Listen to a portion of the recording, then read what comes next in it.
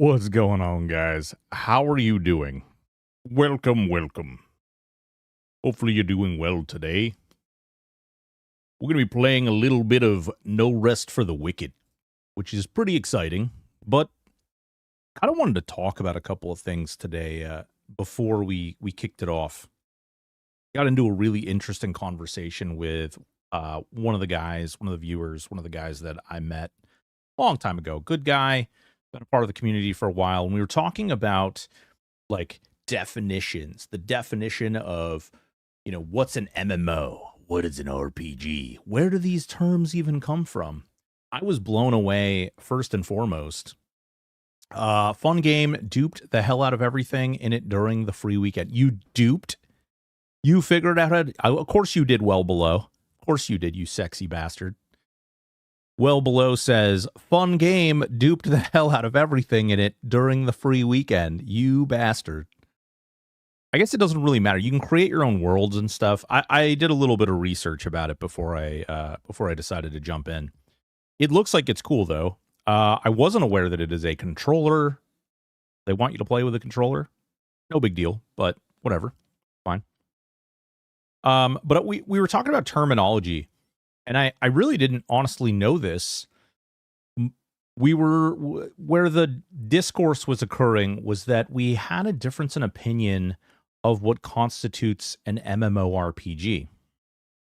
Funny enough, I was like, he mentioned that one of the games that were one of the original games that I played didn't fit into this category in his opinion. And I was like, no, I mean, I'm pretty sure it does. It's written on the box. Like, it's written on the little CD, the jewel case, that came with the game. And, he's like, whatever, I wish, we could just label whatever we wanted on the box. And I was like, well, no, this was one of the original games. That guy sounds like an asshole. No. I mean, he is an asshole, absolute asshole. And he has way too many kids. God damn. Guy needs to learn how to stick his dick in his pants. But, when it comes down to it, that game was Ultima Online. And I didn't know this, but apparently they coined the term. It was the term MMO came from Ultima Online. I had no idea. I didn't realize that that's why. It's written in I should have grabbed my CD case because I know exactly where they are in my basement. But it's it literally says there's this orange kind of fiery lettering. It's kind of like a bronzed, scorched look. And it's written in big letters on the bottom of the case. And it says, massive multiplayer online role-playing game. And I was like, yeah, no, I know it's on there. I don't know why, but that particular case is burned into my head. It's one of the first games that I ever played. But it's kind of crazy when you think about it. Well, I don't want to have to bring out the receipts again, Pizza, but Pizza says Ultima Online's not an MMORPG, it's just an RPG you play online. I don't know. I mean, they say differently. But it brings up an interesting point, which is people's interpretation, because I've actually gotten into this discussion with another person, which is one of the reasons I was so weaponized against Pizza. He doesn't know this, though. I didn't tell him this part. So I've actually gotten into this argument with another person. And because the definition of these terms has become somewhat ambiguous, people frequently debate the, what constitutes massive multiplayer online, What is where's the break? Where is what makes a game an MMO versus a non-MMO and just a multiplayer online game or a co-op game, or what makes a game an RPG? And where does the term RPG come from, and what's the context in which it's used? And, there's a lot of different debates about this. You swear it's massive. I believe that about you, Well Below. I believe that about you. So I've actually had this argument before with someone else. But what I didn't know that Ultima Online actually coined the term. I actually had no idea that they had created that. Like that was something that they had decided as a part of their marketing that they were going to do, because they weren't the original, massive online multiplayer game. And I know, like, thinking back about it, like, massive online multiplayer game, massive multiplayer online game. Like, they didn't want to do Mom, right? Like, what's going on, James? How are you? They didn't want to do like Mom RPG, right? Mom RPG, can you imagine? Instead, it's MMO RPG.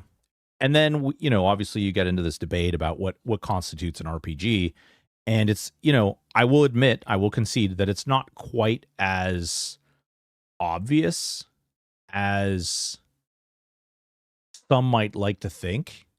And the term has certainly gone through,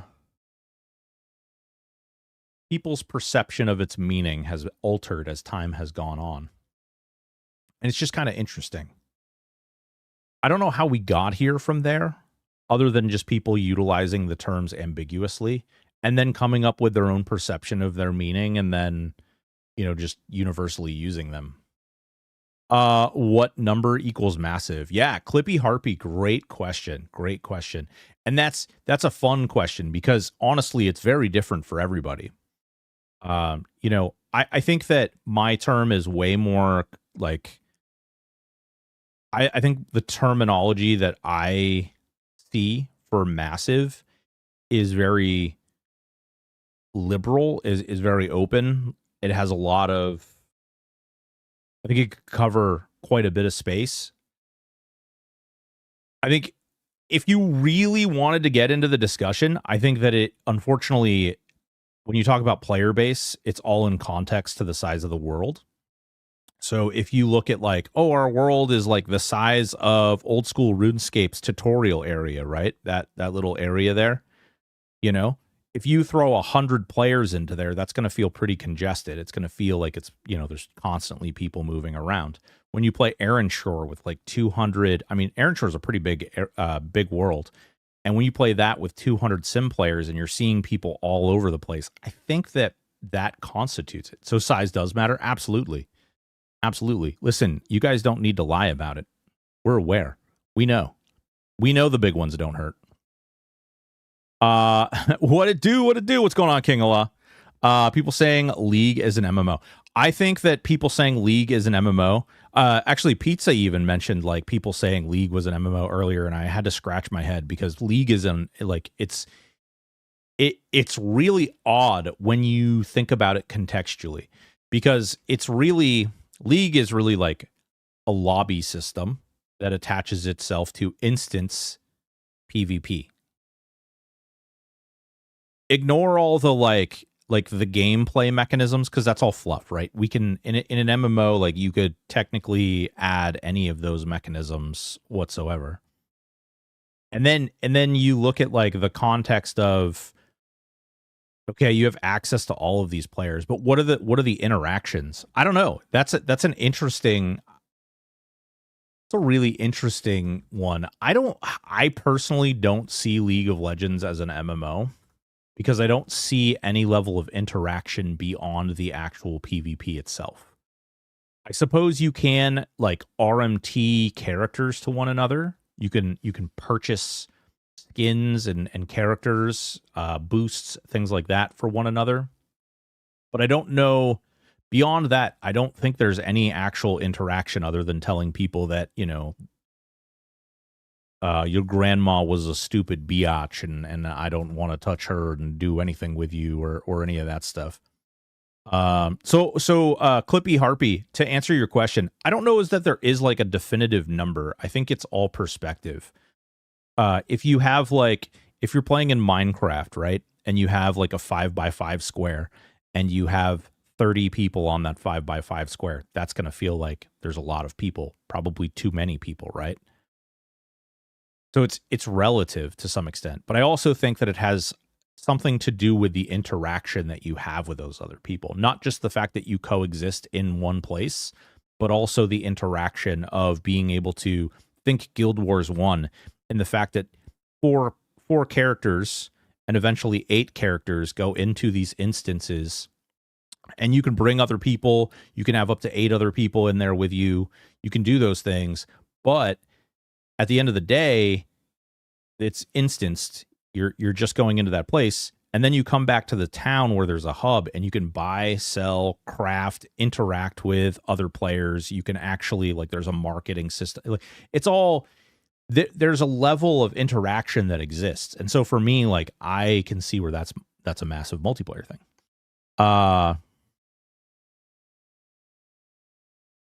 Massive multiplayer online.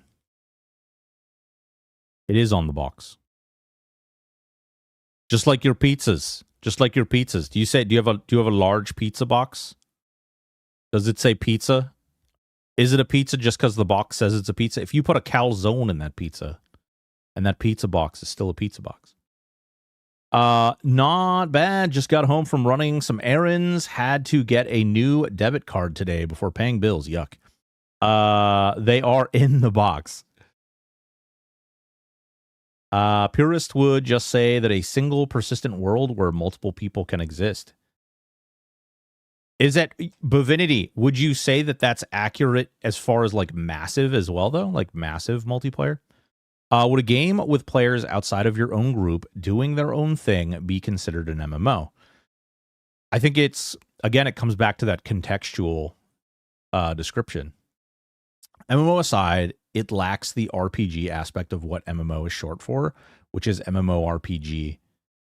So I can't look at LOL as an MMO. Well, so Artemis, funny enough, so it depends on what your definition of RPG is. Pizza and I got into this very, very deep today. He had me actually researching like where the term role playing came from, and like the context of which role playing game. I'm looking for a Ultima Online original box that says MMORPG. No luck so far. I have it in my basement. I can definitely get it. Matter of fact, the dev for Ultima Online is the one who created the term. Like, it is their marketing term that they created. I don't think MMO is universally considered to just be short for MMORPG. Yeah, it's not. It's MMO FPS, it's MMO RPG, it's MMO. There's a ton of terms. I actually closed the window. But there's actually a ton of terms that attach themselves to MMO.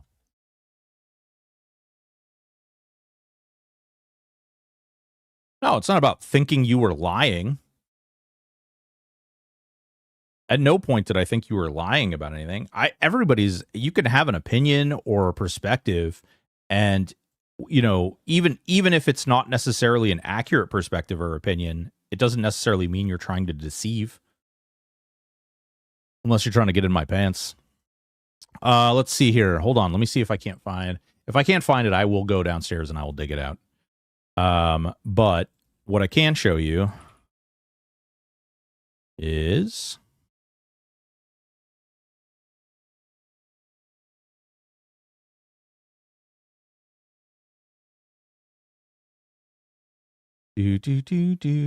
so it depends on what you consider as a valid freaking, we can go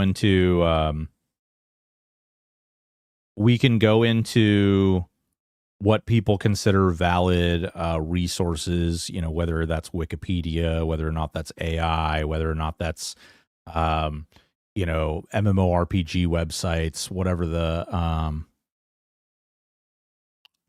specifically about RPG as terms connected to what's Dungeons and Dragons? I don't understand. Are you fat fingering your phone? Is that Pizza and I were going back and forth pretty heavily earlier. Dingy dragons. No, dingy dragons. We were going into this pretty heavily earlier, but essentially what happened was when Ultima Online came out, one of their marketing guys actually coined the term MMO as a way to sell the game as a like virtual community. And the reason this is all coming up is because if you haven't seen it, and definitely check it out, Josh Strife Hayes came out with a video basically talking about the plight of MMORPGs and how essentially any new game that's created, why like people are putting their money into it and investing into it because they sell an idea. First of all, they're selling a dream and they're selling a community, and that dream and that community comes from a space of, you know, you conceptualize what all these cool things and dynamics and things in there, and you can promise the world, right?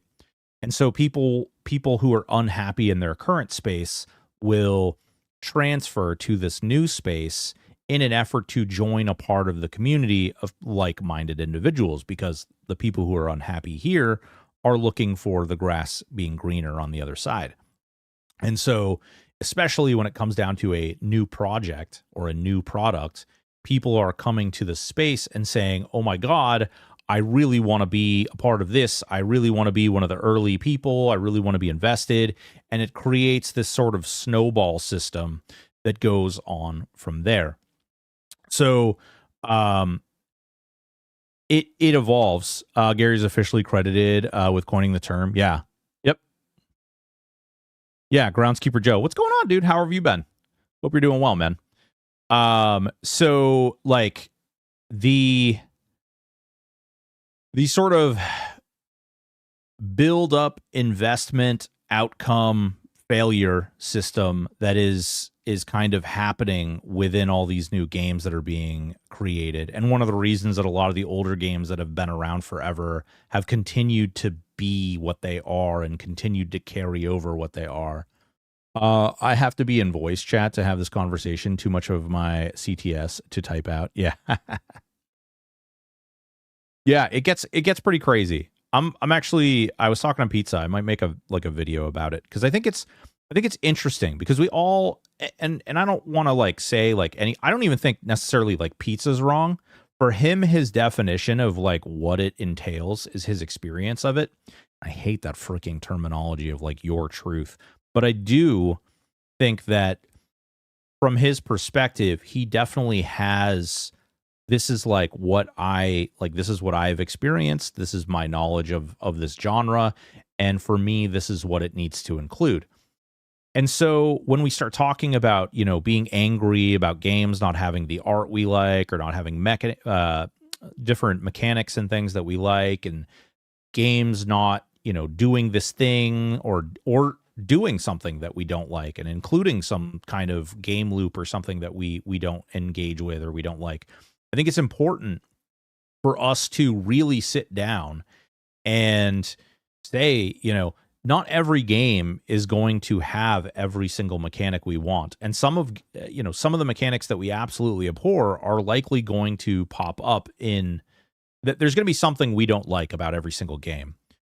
And unfortunately, I think there's a lot of people out there that will just write off games because it has like a simple mechanic, and that's okay. That's their prerogative to do so.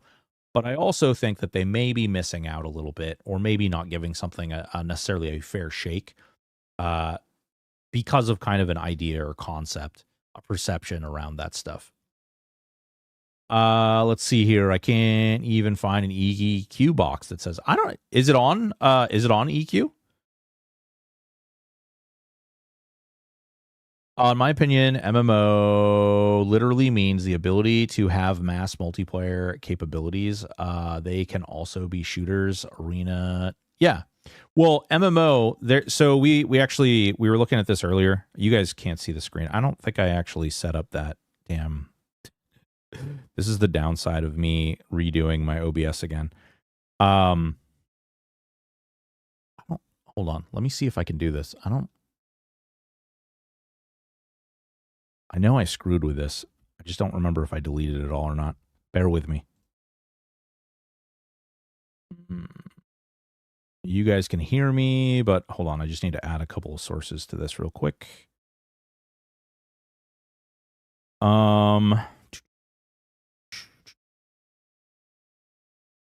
This one, and then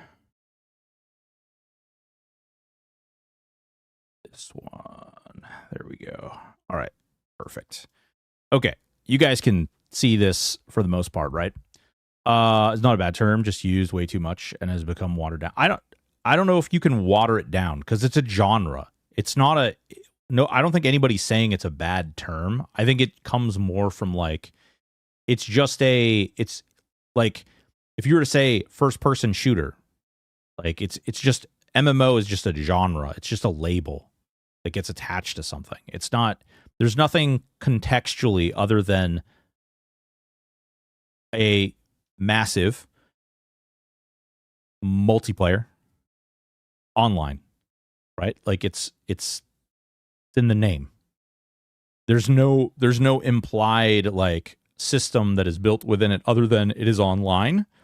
There are more than I'm going to say there are more than 2 people and probably substantially more than 2 people.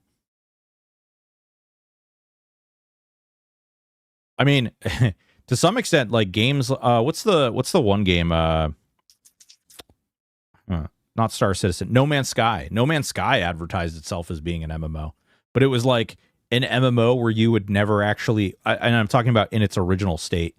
It was an MMO that you could never actually interact with. Did anyone find a box? Hold on. Clippy, hold on. Let's see. Original Ultima Online jewel case. Let's see.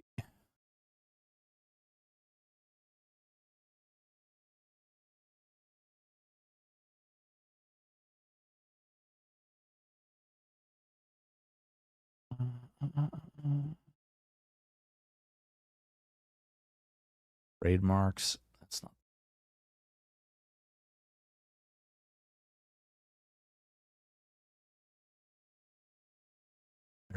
There's a little insert. This is like the T2A box. I'm not sure. Does EverQuest even? I don't know if EverQuest even advertised it that way.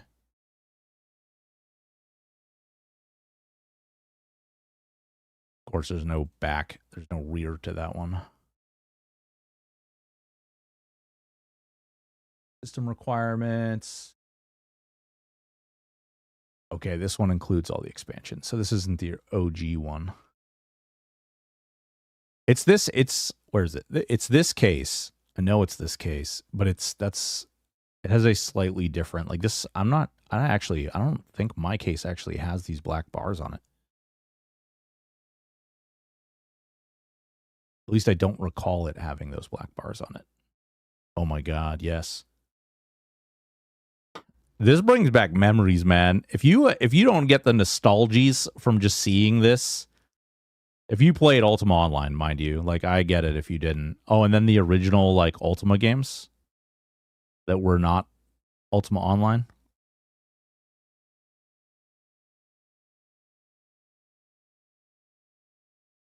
We create worlds. God, that was the thing. That was the thing. We create worlds. Oh, this is T2A. Renaissance. Third Dawn. Oh my God. Yeah, this guy's been collecting boxes for a while.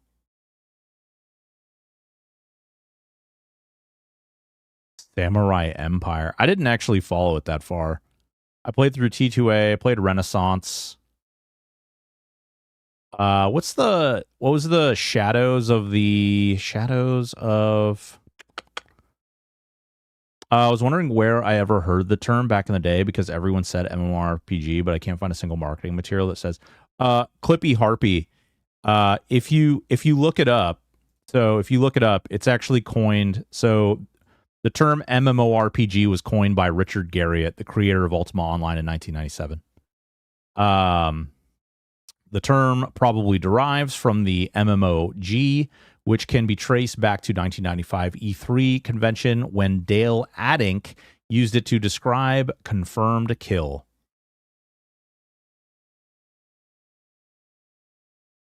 Shadows of the Shadows. Nice. Yeah, it's something. It's like Shadows of the Or it's something of the shadows. Something of the shadows. Age of Shadow? Age of Shadow. That's what it is. AOS. Yeah, it's Age of Shadows. The Realm Online was another successful early internet MMORPG launched by Sierra Online. Although released just after Meridian 59, the beta was active several months before. The Realm Online had fully animated 2D objects, both in and out of combat situations, which made it accessible to a wider audience compared to more text-based or graphical MUDs on which it was based. So it's kind of interesting because it's like, we all know, like Pizza and I were talking about this too. Like, MUDs technically are MMOs to some extent, right? Like, a MUD kind of falls in. Context matters. Context doesn't matter, like, in terminology, though. Something I've been trying to articulate in these terms are less about the origins of the actual meaning and more about where or why the term came into public awareness. There's 100 things RPG. Well, it's important, like, not to out you. Our discussion started because you said something that doesn't include raiding cannot be considered an MMORPG. So in the context of something that doesn't include raiding cannot be considered an MMORPG is like, I'm not quite sure how you got there. And even with your descriptions, I don't necessarily understand, like, still how you get there. There's in no context that we researched, that we looked at, does it even reference anything to do with, like, large group content that includes more than a single group, content that includes larger groups, content that include, like, there was never an establishment of, like, mechanisms that exist. Like 95% of non-nerds think that anything where you level up is an RPG, for example. Yeah, well, Bovinity, funny enough, the term RPG is really funny. I've never played UO, so there's nothing about that game that makes me think MMO. But 10,000 hours later into EQ, and that has to be what an MMO is. The Realm Online, can you be the first MMORPG before the term MMO? Well, that's so Clippy, right? But that's just it. I mean, the term was created as a marketing thing, right? So Clippy Harpy over on YouTube says, the Realm Online, can you be the first MMORPG before the term MMORPG is created? I think technically you have to have the thing before you can say, like, you have to have the thing before you can create the label to describe what the thing is, right? So I would say, yeah, I would say that you absolutely would have, like, I think that the object or concept has to predate the term. Otherwise, there's no, like, what does the term describe? Like, you might as well be like, blah, blah, blah, blah, blah, blah, blah, blah. That's the term for whatever the hell the next thing that gets invented is.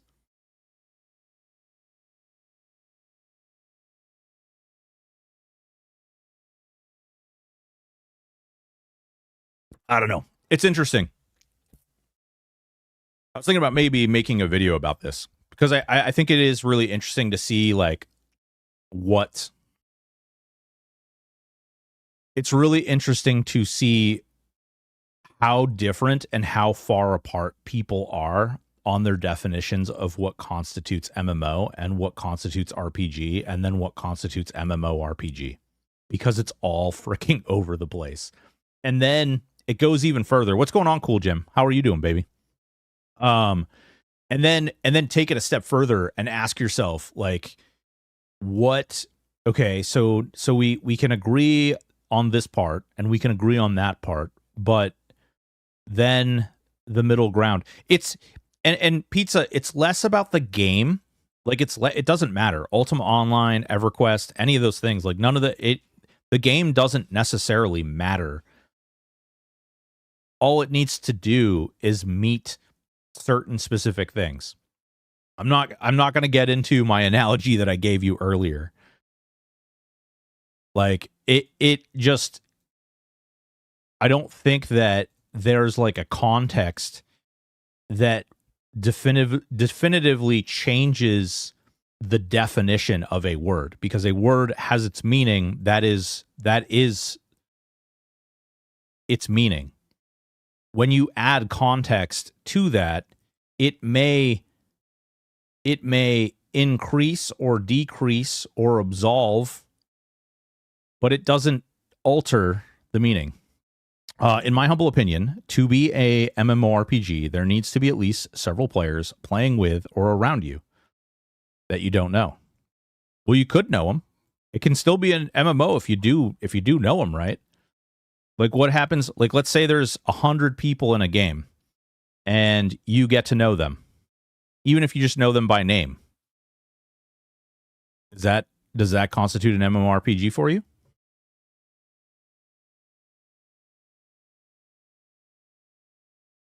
I think this all predicated on people agreeing that the definitions of things are. I don't think humans have solved that yet. Well, cool, Jim. And even if we did solve it, we're trying to unsolve it now. So it gets even that anyone can join without a password.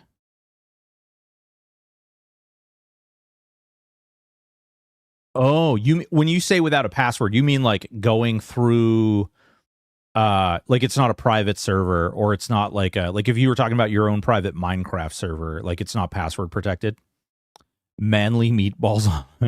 Ooh, damn cool, Jim. All right. We can still talk about this. But I'm going to jump into this game here because I'm in that game section and I don't want to be too weird. Let me switch over here, grab this up. This game is kind of weird. I didn't realize that it was like a Souls-like ARPG. I'm kind of excited about that, though. I do like Dark Souls. Gonna switch here. Yeah, don't be weird. Show us.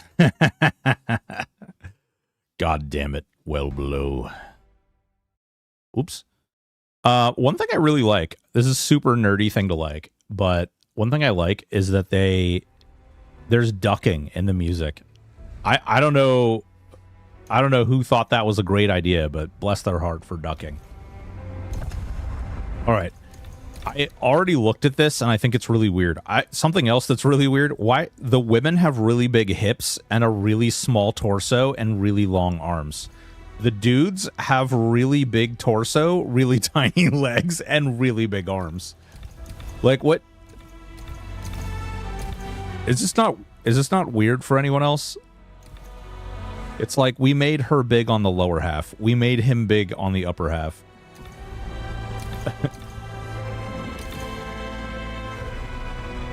Oh, you have to have hips that big to have kids with arms that big. Clippy, no joke.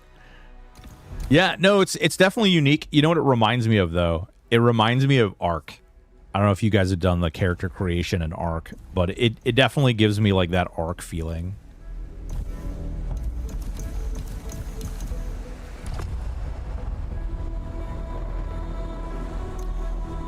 What is it? What is it? Oh, we can actually go in. There's actually... Hold on. Presets. Oh, interesting. You can make some wild characters in Ark. Yeah, dude. Straight up. Oh, there are hair. Oh, okay. You can do hair. Oh, all right. Damn, there's some wild hair, too. Damn, son. Look at that guy. Look at that guy. That's stylish. This is heating up. It's just waiting to pop. You know what I'm saying? Just waiting to pop. Let's see. Oh, damn. All right. All right. Very nice. Very nice. That is BC hair. Okay. We can do facial. Oh, we've got... Oh, yes. Excellent. We've got beards. Beards. Where's that? Hold on. Oh, man. I kind of... Yeah. I'm kind of here for this. Okay. Kind of here for this. What's going on, Extra Bondage? How are you, man? See here. Eyebrow position. Okay, you can go up and you can go down. He needs to look really mean. So we're going down as low as we can go. This man, he is pissed. He is very pissed. Eye distance. Eye distance. Really close together. They should be touching on the inside. Maybe not so much, actually. Eye position. Is this down or up? Okay. Yeah, it is down or up a little bit. We're gonna go up a little bit more because we want him to look really grumpy. We could do bigger eyes. He looks less mean when he needs smaller eyes. Like look at how angry he looks. He's clearly pissed. And then we get to pick eye color. Oh, whoa. Okay, wait. Whoa. That's a little too blue, my friend. Listen, I've got blue eyes, but my eyes aren't that blue. Fuck. Oh, we don't have... Really? That's too much. That's too much. Green? Oh, it's too green, even. My God. Whatever, we'll do green. You touch my inside? Ooh, hot. Nose position. Well, I've got a big fricking nose. All right, look at this thing. It screams, I'm from Poland. My ancestors are Polish. We've got really big schnozzlebozzles. Let's see. Width. They turned all the contrast all the way up on every eye color. Yeah, man, they're crazy. Like, they definitely, like, they're like, saturate. Give me the saturation. Mouth position. Let's see. That's going down. I don't need to go down. Mouth, width, that's fine. Lip size, no lips. No lips. You get no lips. There we go. Yes. Very angry. Jawbone. All right, let's see. Jaw position, width. That's actually all good. I'm pretty happy with the jawbone. All right, cool. Step changes. There we are, guys. Look at us. We're so pissed. Okay, so this is cool system, all right? You get to create your own world. You can play with other people. You can actually have more than one world, which is interesting. This screams, and tell me what you guys think. This screams like OG Diablo style, you know what I mean? Before BattleNet was really a thing. Before you had the BNet servers. Okay, do I have to type this? Let's see here. Pizza was right all... Oh, there you go. That's... All right. Cool. Select your path. All right, what do we got here? Ideal for Serum who seek a story-focused experience. Enemy hit points is reduced 20% and enemy damage by 50. Balanced for Serum who prefer an equal blend of difficulty and story. This is intended experience. Only for the bravest of Serum. Face more enemies than ever. Enemy hit points is increased by 20% and enemy damage by 35%. Well, we're going to go here for now. So it's an MMORPG. This game is an MMORPG, yeah. Yep, 10 out of 10. Just like group things. I was so amped for this game. Uninstalled after 45 to 50 minutes. Enjoy all your content, though. Keep up the good work. Hey, Juvian, what didn't you like about it? I'm honestly curious. Over the past 6 years, we've poured our hearts and souls into creating a next-level ARPG experience, one that we hope will push the genre forward. This early access launch of No Rest for the Wicked marks a new era for us at Moon Studios. We are grateful to have you with us on the journey, and we deeply value your feedback and help in shaping this game on the road to our 1.0 release. Be prepared for an epic adventure, visceral challenging combat, and the fact that this is still a work in progress. If you're ready, onwards. For those who don't know, Adjuvian over on YouTube says, I was so amped for this game, uninstalled after 45 to 50 minutes. Enjoy all your content, though. Keep up the good work. Thought it would be Diablo or PoE 2 style. Oh, you didn't know that, like, they cooked in the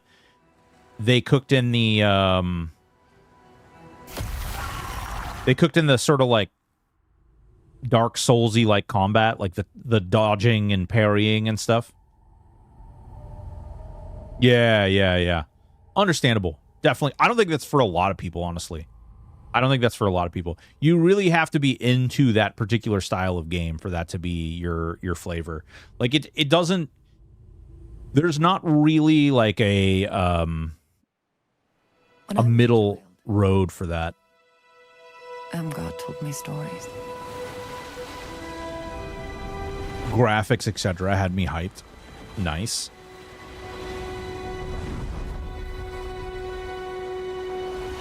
The brief searching I looked at, they talked about crafting being a huge part of this.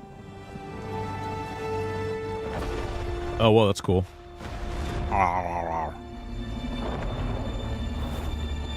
Made them grow limbs where none should be. Make you grow limbs where none should be. The world was nearly lost in its wake. The art style is really cool. A Juvian I can't try, Perky Crew. And she prayed. I get rest every day, though. At the sound, Fair. never need to return. I can't play... I cannot legally play anything EverQuest related that is emulated.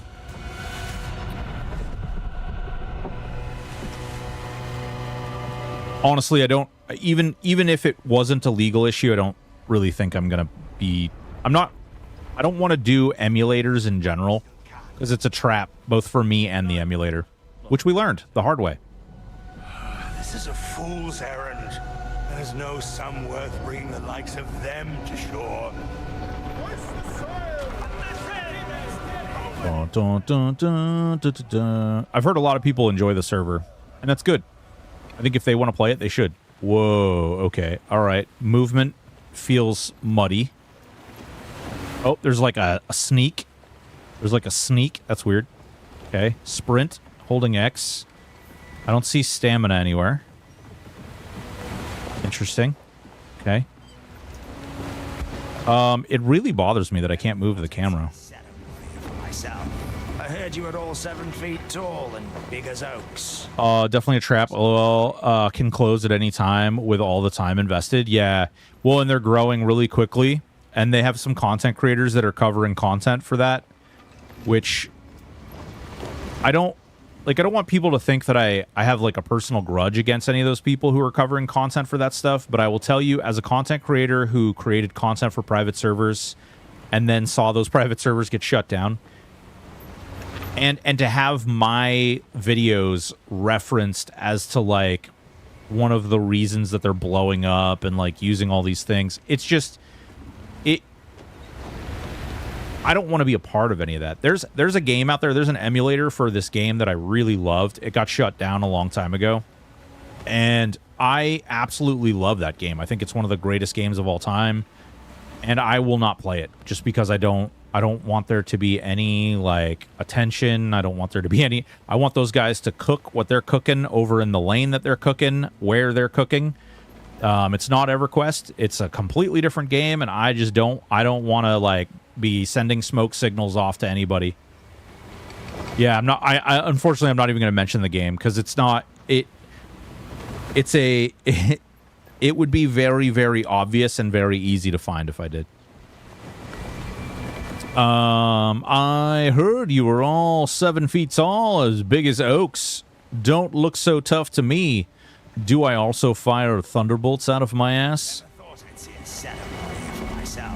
Yeah, it's nothing personal. It's just like, you know, it's one of those things where I don't really want to... Man, yeah, the movement is a little weird. Hey, that's close enough. Just keep your distance. There's dark about you, and I don't want any part of it. Okay. I don't know whether you'll follow them. Where do we click to watch the fireballs out the ass? Well, let me tell you, that's on the OnlyFans, my friend. We do a lot of special content over there. Boy, wouldn't you like to know? I was just like reminiscing old games. There's a few I'd love to play through. Oh man, trust me, like it. When I heard that there was the project, because for a long time they basically said there was no possible way for them to do it, which was great. But it's just one of those things where, as a content creator, I don't want to bring the possibility of evil people, not evil people, but the IP owner like coming in and sniping them, because the IP owner will definitely come in and snipe them. These fools think they know who you are and where we're headed, but they've got no idea. The arms are so weird. Oh my god, I know it's not this game. I finally had a Monarch's crown drop for the Reaver. Ooh, nice, Artemis. Hell yeah, dude. Dude, I rebooted my entire Aaronshore account. I reset the whole thing. Now the trick is to get everyone a beta for M. I actually don't. This is not like selfish or anything, but I actually don't want everybody to get. I would love, and this is my opinion, but not. This is not necessarily. This is not the way they're doing things, and this is not the way that like. This is just me in my head. For Monsters and Memories, I would really like to see them. Just dash your families. I would really like to see. Oh, man. I would really like to see less people in the game so that they could create some things that aren't going to be figured out when it releases. Because there's going to be a lot of guides. There's going to be a lot of, like, add-ons and things, I think. I think there's going to be a lot of stuff that people are just going to, like, have ready for day one. NCSoft killed one of my faves, Collector's Edition, but they killed it on having internet for a while. What game's that, Blackfire?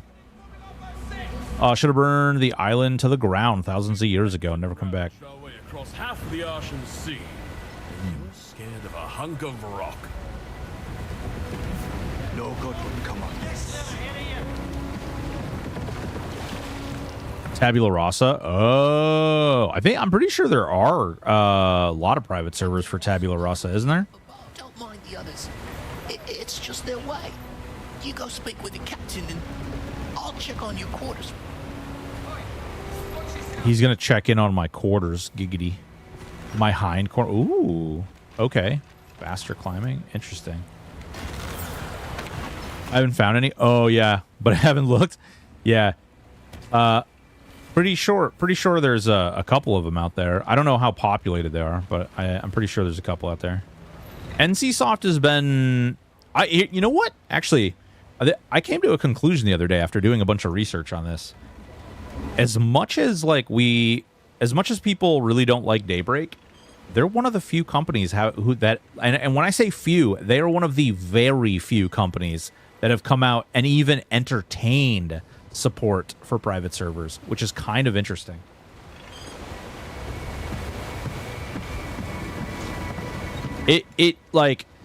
There's definitely like, oh, we can just ignore the fact that they're there, but they've actually actively come out and said something like supporting it. Put the men on edge, Sam.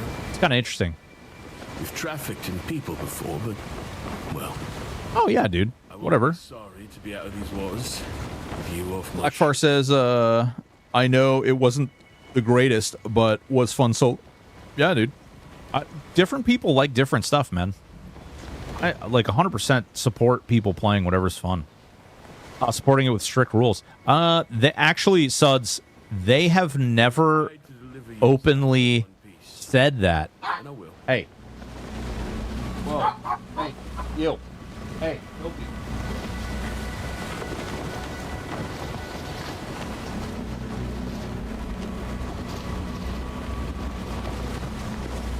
Man, my pug, I swear to God. Swear to God he does, man. He's over here barking. He says, Dad, I'm barking at you. Get to your quarters and stay out of our way till landfall. What will let you below decks? Ooh, he's gonna let me below the deck. Giggity.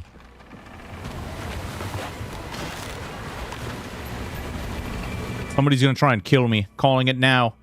This is gonna be a combat situation. What do we got here? Give me things. Loot. 8 copper coins. Okay.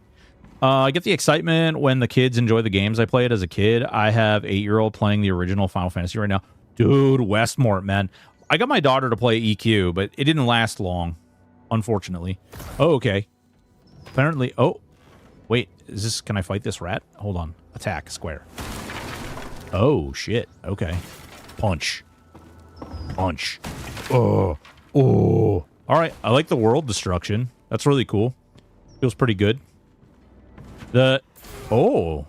There is Holdy? Oh, get beat up, rat. Still bothers me I can't move the camera around. That's freaking, that's something. The combat feels very weighted. Like, very weighted. Like, every swing has a little wind-up to it. And it's full investment. So, when you hit that attack button, like, you're going. I don't know if you can, like... Oh, yeah, okay. What? Nerd Navigator! Gifted 10 Tier 1 subs. Congratulations, PXX7130. Observing Oak. Gamer for real. Cool Jim Twitch. Bungholio 1337. Suds 87. Kobe Cirquim. I Tyron. Zolder 101. And Scriplin. Thank you so much, nerd. Appreciate you, baby. How have you been? What are you up to, my dog? Where have you been all my life? I've missed your face. I've missed your face, but I've also missed Finn's face. You know what I'm saying? I was actually thinking about you the other day. I've been, giggity. I've been, oh, you can punch through walls. Interesting. I was thinking about frickin'... I was delving into Adobe because I have the Adobe cloud services now.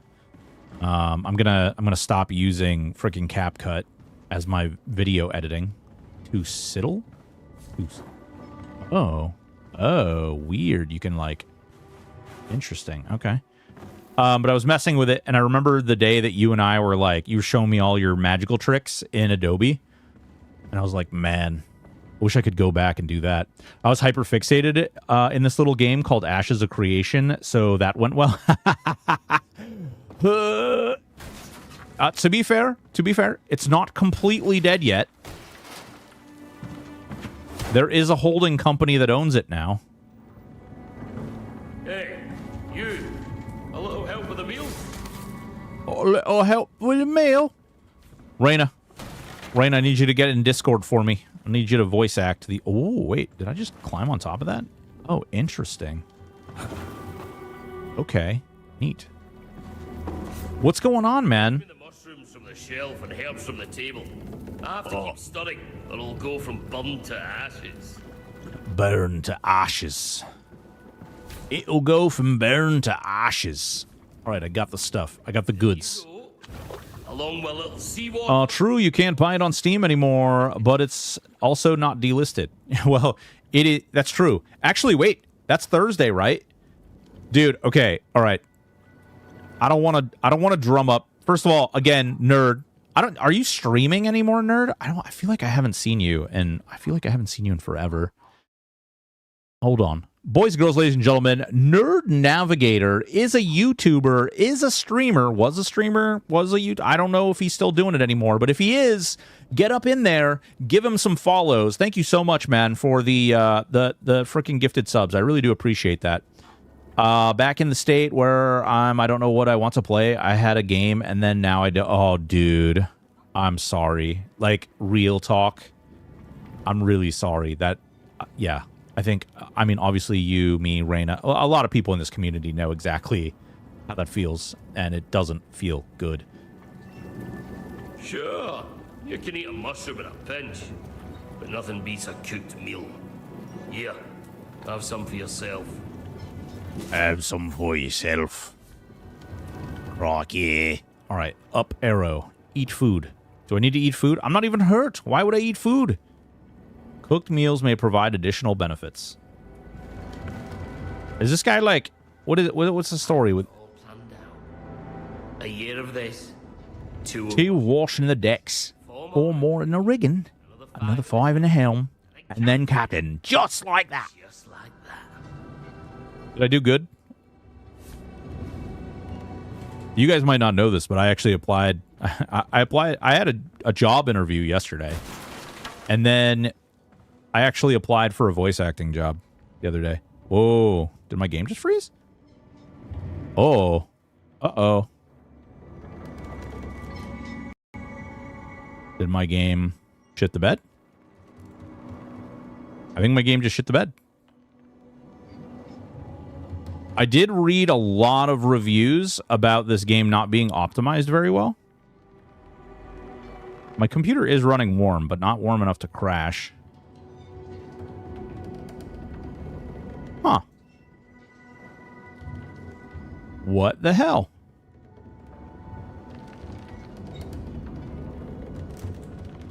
Yeah, she's cooked, boys and girls. Boys and girls. What the hell? All right. Let's try this again. That was weird.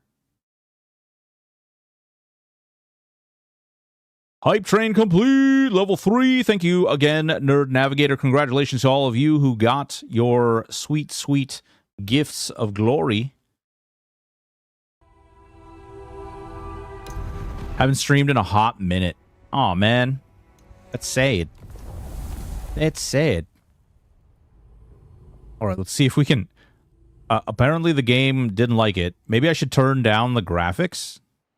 When I was a child, No! Really? We gotta start all this all over again?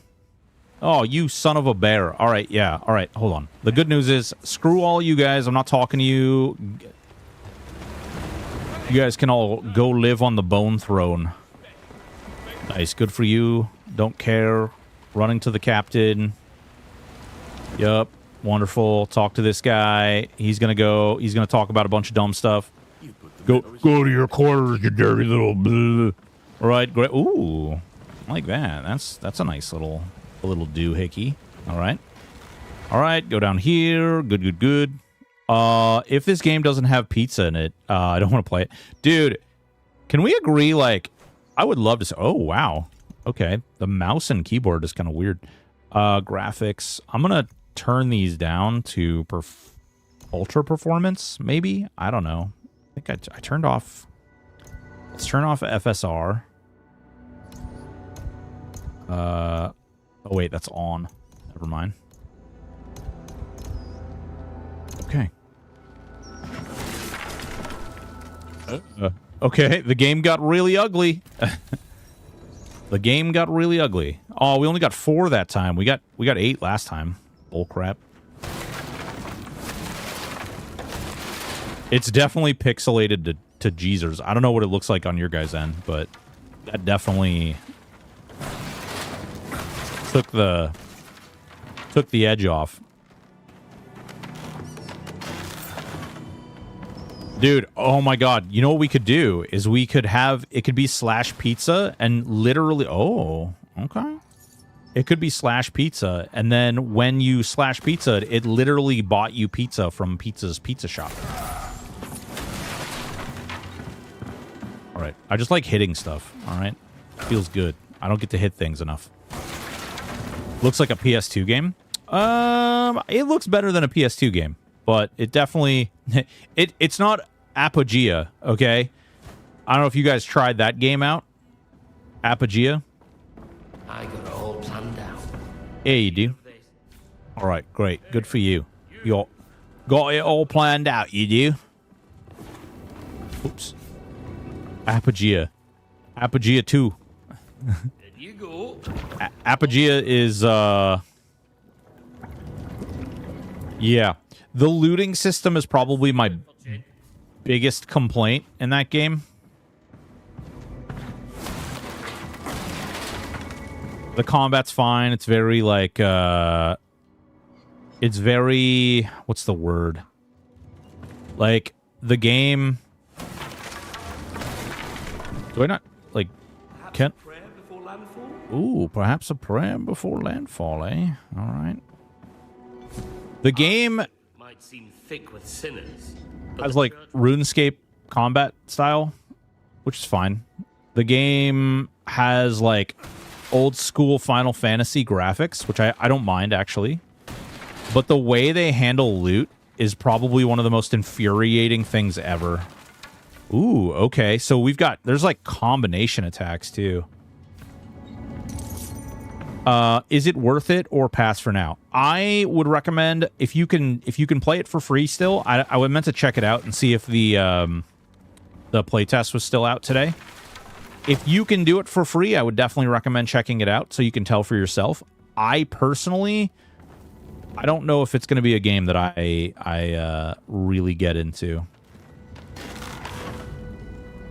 Oh, that guy's definitely going to want to tussle. I fixed up your bed myself. Oh, no. Real nice, like.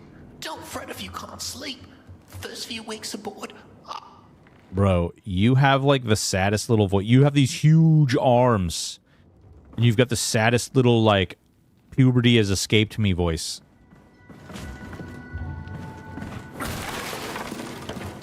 Is there a weapon in here? Maybe? Also, why is there a jail cell, like, right next to my... Oh. Go to sleep. This is a trap. Will Smith, don't like Up-A-Gia jokes. Best watch out. Hey, listen, I didn't say anything about G.I. Jane, okay? Keep your eyes off our cargo. Unless you want one plucked out. You ain't the only thing we're holding. But at least the rest of our cargo stays where you put it. Man, you're lucky. You're lucky. You're lucky. I'm gonna poo in your pillow. Yeah, that's right. Nothing too special. Where he at? I'll say it. I don't know. Judging from recent emails, maybe he's on an island. The men think you're some kind of... That's an easy lawsuit. Know what all legends have in common? He's lucky he didn't get sued. Although, yeah, the Grammys. Poor Waydot. What? Oh my. All right. Well, apparently we've discovered everything we can discover. So far, we've punched a lot of barrels. We have decided that it is barrel genocide time. I still think it was staged. It probably was, man. You mean like the Janet Jackson nip slip? No, it's cool. I just wear pasties everywhere I go. Yeah, me too. You just never know.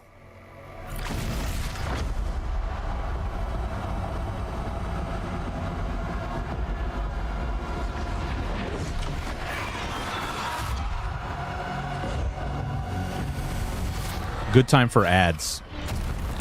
Bro, was that a bug? The fuck? Alright. Can I pause the game? No. We've got fishies. Should I make Miss Pizza happy and fold the laundry or pleasure... Wow. I mean, you should pleasure yourself while playing WoW and doing laundry? Can't you do all those things?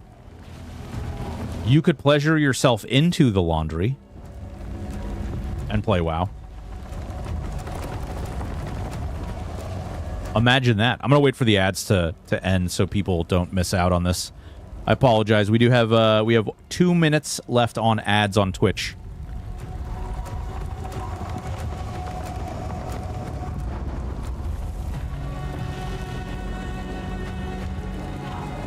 That would not make Miss Pizza happy. It might. It would mean that you don't have any new kids. But then you would have to do laundry again. No, then she would have to do laundry. What do you mean? That's just silly talk. Can't even jump on my bed, lame. Look at the water coming through. Hold on, we're in the like lower deck. We're clearly not in the bottom deck. Giggity.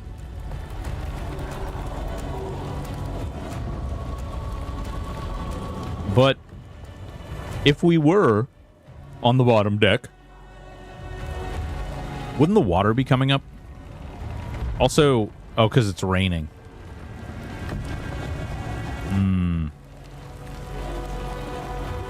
I'm not sure how does that work? We're like 3 decks down, right? So we're like 3 decks down. Giggity. Is it the poop deck? It could be the poop deck. Man, nerd. You could always come play WoW with us. Still trying to talk Reyna into it. We could get like a whole group of us. I've already got a guild over there.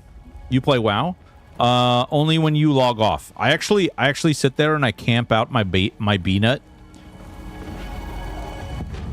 I camp out my BNet launcher and I wait till I see pizza log off and then I log in. That's exactly how that works. All right, 6 seconds left on these ads and then we can go out here. Seems legit. Yeah, no, it's you know, you could do what you got to do sometimes, you know. All right, here we go. Let's go. We're going to go mess stuff. Oh, this guy's dead. You're dead. Who can? Oh, we've got a sword now. Hold on. How do we equip the sword? Open by holding the inventory and equip. Okay. So hold this and then do this. All right, there we go. Yeah, baby. There's rust on this sword. I'm going to give somebody tetanus. Come on, who wants to fuck about? All right, basic attacks. Okay, square is attack using main hand weapon. Tap X to dodge to evade. Unleash a hold charge attack to deal extra damage. These use stamina. All right. All right. I'm ready. I'm ready. Oh, yeah? Yeah? Yeah, what, mate? Yeah, fucking what? Oh, whoa, okay. I thought I was gonna, like... I thought I was gonna... Ooh, did we get a shield? We got a shield, baby.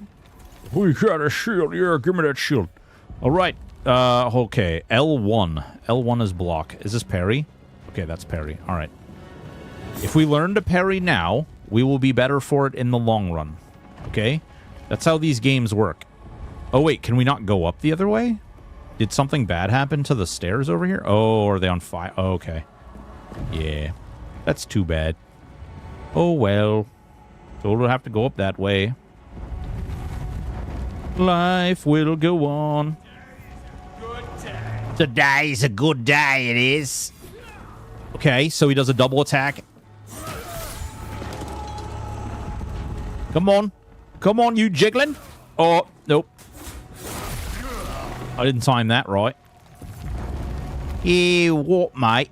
Yeah, button what? All right. Okay, let's see here. In here, what we got over here? Got nothing there, nothing special. How did that... What? All right, there's some weird happenings going on. Okay. Oh, you have to run? Hold X to sprint? Wait.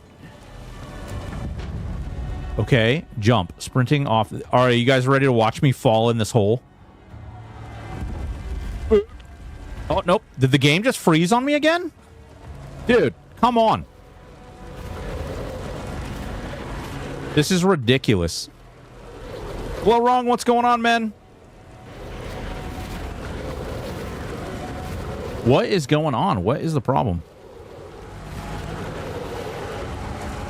Something is unhappy. How you doing, good sir? I was doing really good up until this game decided to start melting on me. That game seems terrible. You know, so here's the thing. Okay, hold on. Let me move all these windows around again so you guys can see them. I did one of the things I did notice on here was that the reviews that are bad are about optimization. So people, there's a handful of people who are like, I love the game, it's great, but it runs like crap on my computer. Ooh, I actually wonder. I have a Ryzen 7 7900 X3D. I wonder if there might be an issue with that CPU. There's a lot of issues as far as optimization goes, which makes me sad because, honestly, the game seems like it might be fun. All right, we'll give it one more try. All right, guys? If it gives us trouble again, then we're gonna do something else. Try not.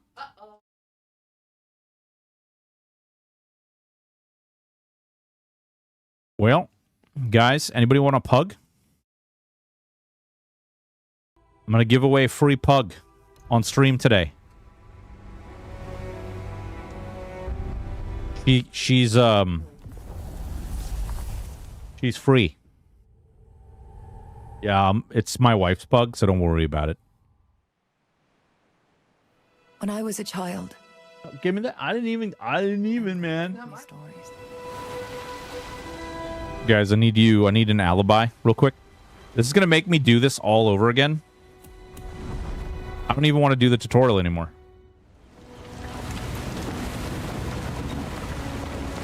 Dude, Blackfar. Really, you've been playing Ground of Aces? Hell yeah, dude. Never thought I'd see it set up for myself. It's a super fun game.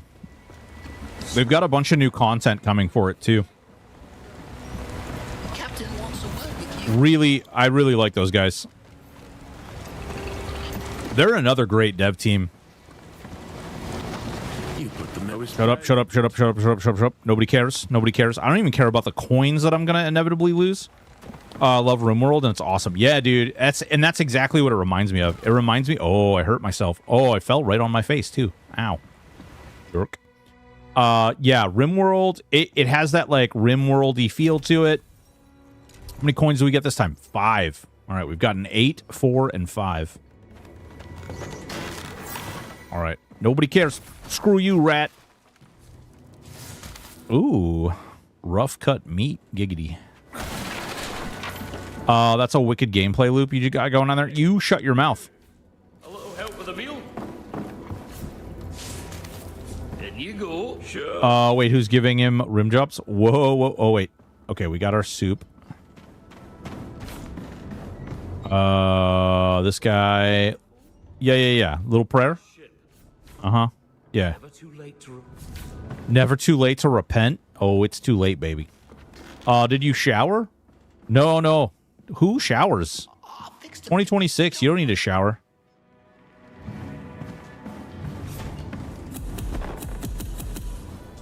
Skip. We need to get through this quickly before our computer melts again. Give me the sword. Yes. Equip the sword. All right, let's see if I can do this. Let's see if I can do this better this time. Today's a good day. It is a good day, all right? Do we have, like, iframes, I wonder?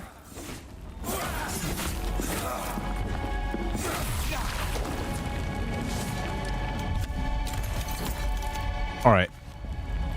We gotta the next time. So this next one we're gonna try and parry. Fresh blood. Come on. Oh nope. We did not parry.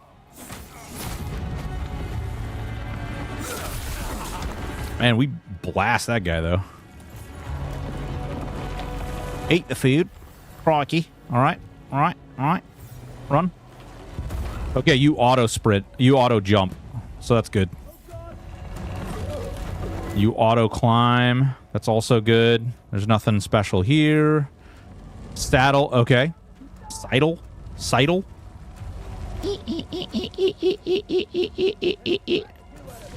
Crikey, this dead. Parrying. Learn to exploit an enemy attack style. Tap L2 to parry before an enemy attack. Yeah, okay. Come here. I'm here to fight you.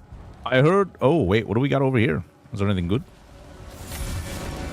Captain's quarters keys. Ooh, hot. Come here. Hey, you. Yeah, I'm here. I'm right here. Come on. Okay. We did not parry that guy at all. Nope. It's okay, though. I'm going to use two-handers anyway. Screw that parrying crap. Well, I give up. I can't find any article, commercial, box, manual, interview, or pamphlet that has the term MMORPG. I did find an interview with Richard where he says it was his team, not him.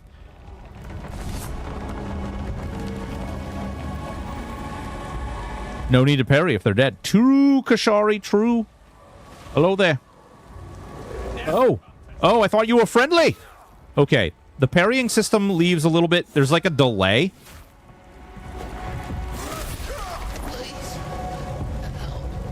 No. Not puberty challenged cabin boy Wart. Let's see. Is there anything over here? Hello. Yeah, we're having a good day. We're struggling with this game. The game kind of has... It keeps freezing on us, unfortunately. Clippy, if you use AI, like if you use Grok to find, like Google it, basically, if you search for it through Grok will cite the websites that it's using to reference who said it or when they said it. And you can click on those sites and you can see what those have to say. I don't know if you tried that or not. Oh, yeah. Oh, all right. Crikey. Here's a croc right here.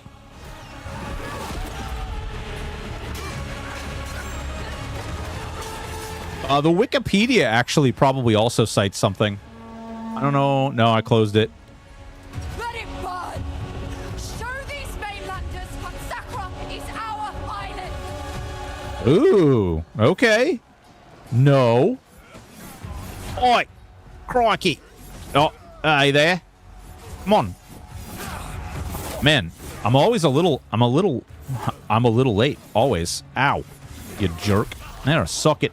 Suck it, Trebek. Ow. No.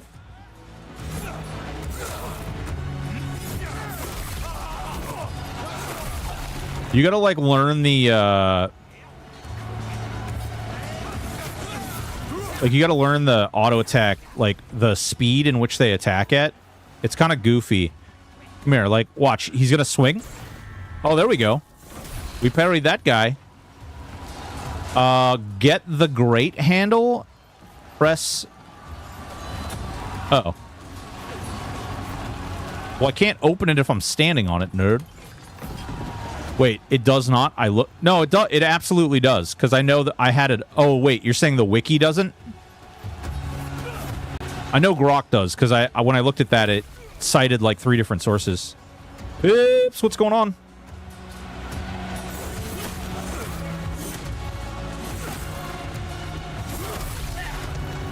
Okay. We're starting to eat too many attacks here, which is bad. Come on, nerds.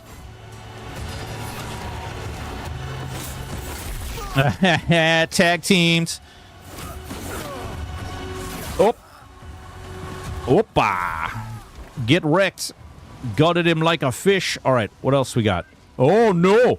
Yeah, that looks scary. Oh, God. Oh, okay. Can I have the axe? I really want that axe. No? No axe? You shouldn't be here. It's too late for fairy tales.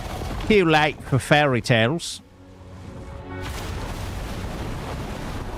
The largest wave you've ever seen. Hey, this feels like New World. We all know what happened to New World. It's too late for any of us. Anybody else? No? It's not New World? Not at all? Okay. I'll stop talking about it, I guess. Well, I think we got out of the tutorial, maybe. Maybe this is saved now. I played New World when it came out. Wasn't too bad. I played New World when it came out, too. It was terrible. The dupes. The one-sided PvP. I liked the game. The game was great, like, in concept, but it was not great in execution. Skill-based system aren't my thing. Oh, yeah. Yeah. It didn't feel like so much skill-based, per se, because you could just, like, flip through things, mostly. I bought the game for $60 last year and played it for 10 minutes. I tried to get a refund since I didn't play 2 hours. That didn't work either. That's unfortunate. So, it's true. The king is dead. It's true. The king is dead. Long live the king. I'll give you $5 if you try to tickle his butthole. And a good friend. I will mourn him. We will all mourn. I will mourn him. Your father's soul is at rest now, King Magnus. Ah, surround sound stoic. Strength. I offer my condolences. I mean, sure, I tried to get a refund 2 days ago. Oh, 2 days ago? Just in time to hear the word butthole. Yeah. What? Even now, we're My God, he sure does have purple lips. Oh. turning their men and women into unspeakable. Whoa. Bro, I saw that movie. It's called Teeth.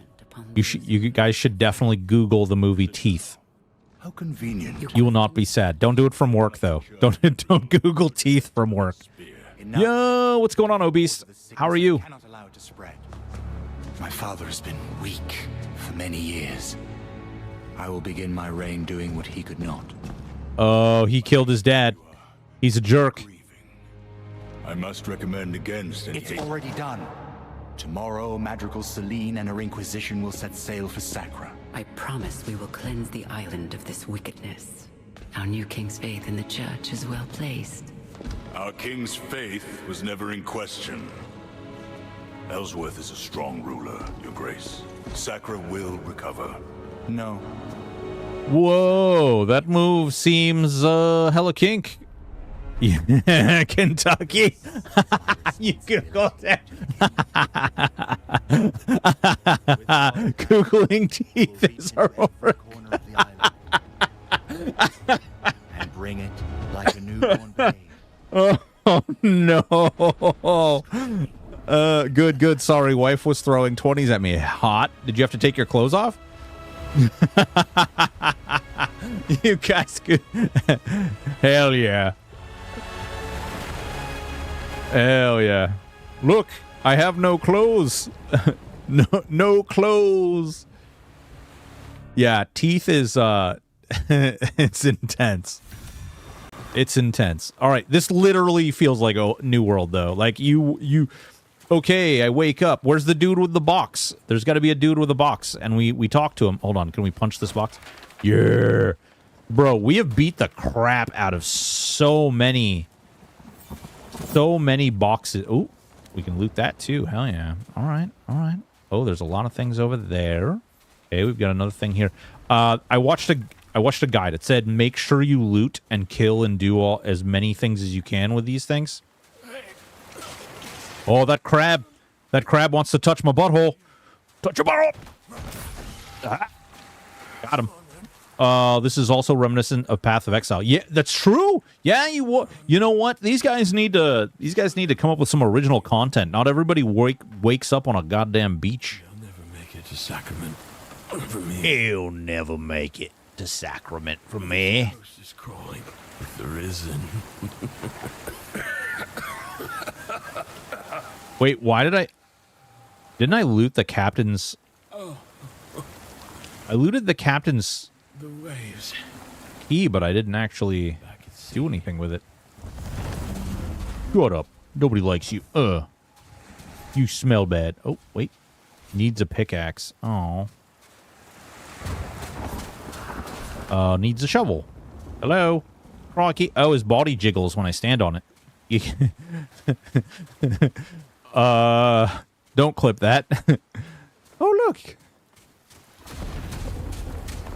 Didn't Divinity Original Sin... Yes, Divinity Original Sin also started on a beach. Oh, there's fishing? Look, it jiggles. It jiggles. My body don't jiggle. It folds. Divinity, yeah. Nothing. Don't worry about it. We got crab puncher. You gonna punch some crabs, crab puncher? Crab puncher, you gonna punch some crabs? So does Project Gorgon. I actually have to play Project Gorgon too. How am I supposed to make videos about games I don't play? Oh, that's right, the original Starting Zone, yeah. Oh yeah. EQ2, you talking about the tutorial. The OG tutorial. Wait, what was that? No? Just to respond to how you doing earlier, before I was distracted by the raining 20s, got most of my stitches out yesterday. Hell yeah, dude. Hey there. Oh, that's a cool, like, I kind of like that. That's neat. Hey there.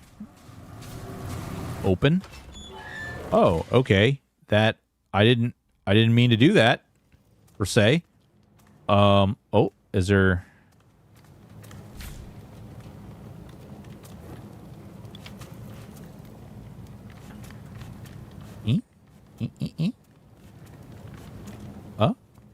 I on the other side? Up. Bro. Okay. I'm over it. I'm over it. I'm over it. Game has cool ideas, but no. It happened again. Dude, this is... Okay, hold on. Let's see, I'm gonna... We'll switch over here. Okay. I will take that down.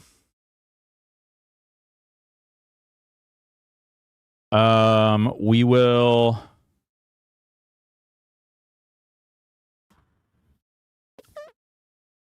That is really frustrating, man. No rest for the wicked crashing.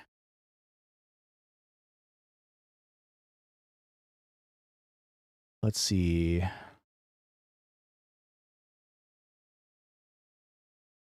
Limit max frame rate. High FPS can stress components and cause crashes. Cap frame rate via... Okay. Disable RAM overclock. Revert GPU to default. Dude, are you freaking great? Run as administrator. Close background apps. Some users revolve startup. Verify game files or reinstall. Check conflicting software. Update driver. My drivers are all up to date. Dude, like, what the hell? If I don't have to do the tutorial again, I will try I'll try this. Enable frame rate cap on your display. Bro.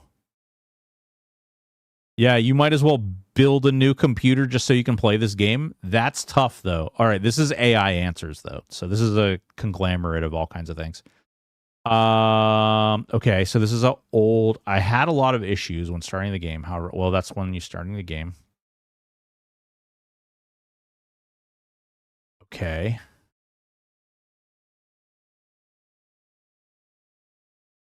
Let's see here. I have to bend over backwards just to get to run Epic. Reinstall Windows, plug in your PC. My fave steps in people's guides. I mean, have you ever stood on the shore of an ocean and just looked out? It can be mildly terrifying. It just never ends. Oh, it's not terrifying. It's actually wondrous. That's like Kashari. That's literally one of my favorite things in life. I've had the pleasure, I have had the blessing to live in the Gulf Coast, in Boothbay Harbor, Maine, in like Oceanside, San Clemente, California, Newport, Rhode Island. Like, being able to like look out and just see like that vast, it's just so beautiful to me. Like, it's one of the most peaceful things in my head ever. It like, there is not many things in existence that reset me in the way that the ocean does. It's really bizarre. It is a super, super, like, it's a good thing for me. Unable to crashes reliably, so good image share here. Crash happened at random, but if I 95 before my computer. Thank you for sending me files. I forwarded your posts to proper channels. I really like to help you troubleshoot the issues. Can you confirm the date you created your realm? You can notify please pass another known problem. A single realm having terrible performance issues, but not your other realms. Please check. Oh, no. Dude. Okay. Like, can we... hold on, real quick. Can we talk about this? I don't there are some games out there that do early access, and it's like when Aaron Shore is a really great example. Okay. Aaron Shore could be a completely finished game right now. Aaron Shore could be amazing. And it could be anything and everything that is wildly right in the world. It could be really cool. It could be really awesome. Aaron Shore, they could be like, yep, 1.0 today. And it's a great game. It runs clean. There's tons of gameplay loops. Whether you like the game or not, like, it's clean. It runs well. It does what it says it's going to do. Half-baked games like this, and I'm not saying, like, it's clearly not, like, terrible for everyone, because this game has a lot of really good reviews. Like, it has a lot of really good reviews. You know, so clearly it can't be that bad for that many people. But what I will say is if you have a game that is this unoptimized and it's having like this many problems, and you have, the second you look it up, like the answers are basically simple things like, sometimes when you create a realm, it just has bad optimization, and so you need to start a new one. This is not an answer. Like, this is not a good place for your game to be in. I mean this in the most respectful way. I have a lot of friends that are game devs. I love you all. You're beautiful human beings. But if you have like a problem and the solution is just delete your progress and start again, then that's not, we're not there yet. It needs to cook longer.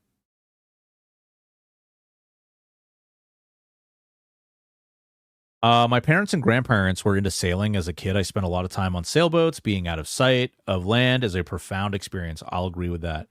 I always took my lunch when I was driving through PCH. I absolutely hate this new system of early access releases. I miss when it meant you got to play the game a week or so early. Yeah.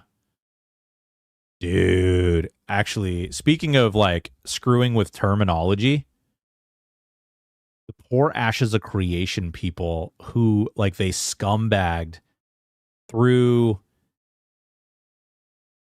We can talk about this now, Suds, by the way, because we're not doing a sponsored stream.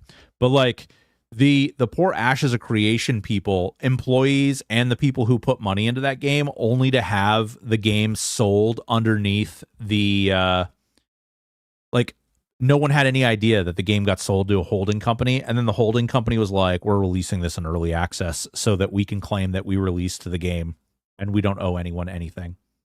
That is awful.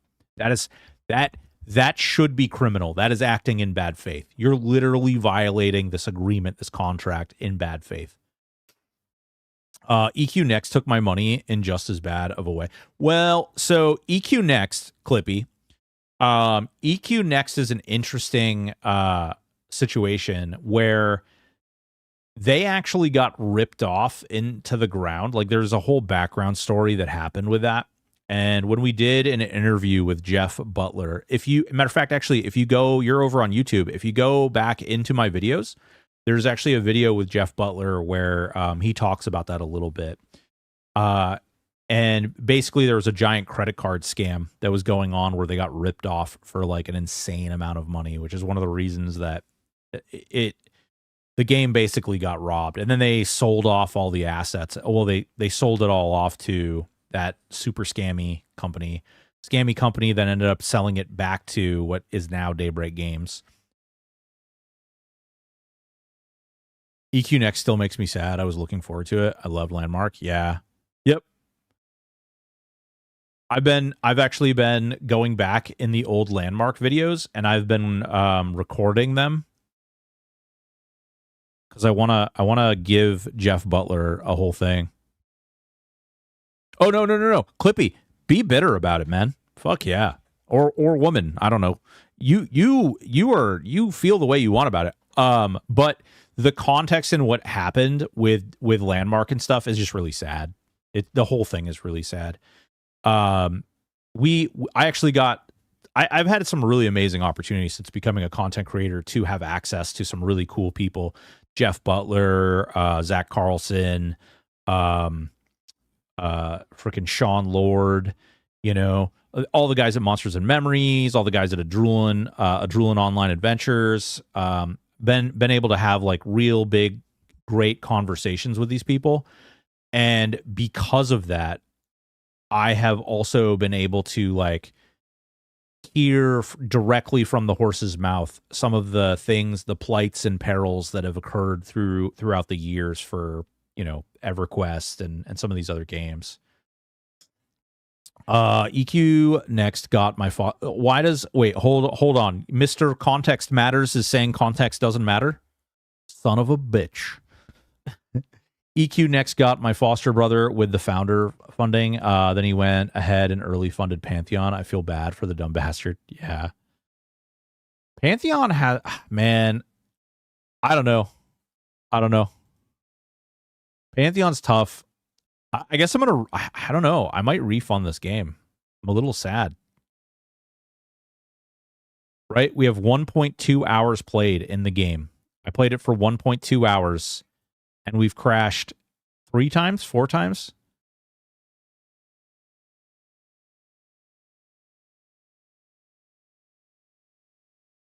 I don't know. That makes me sad. The game sounds really cool. It sounds really, like, interesting. Pantheon can still come back.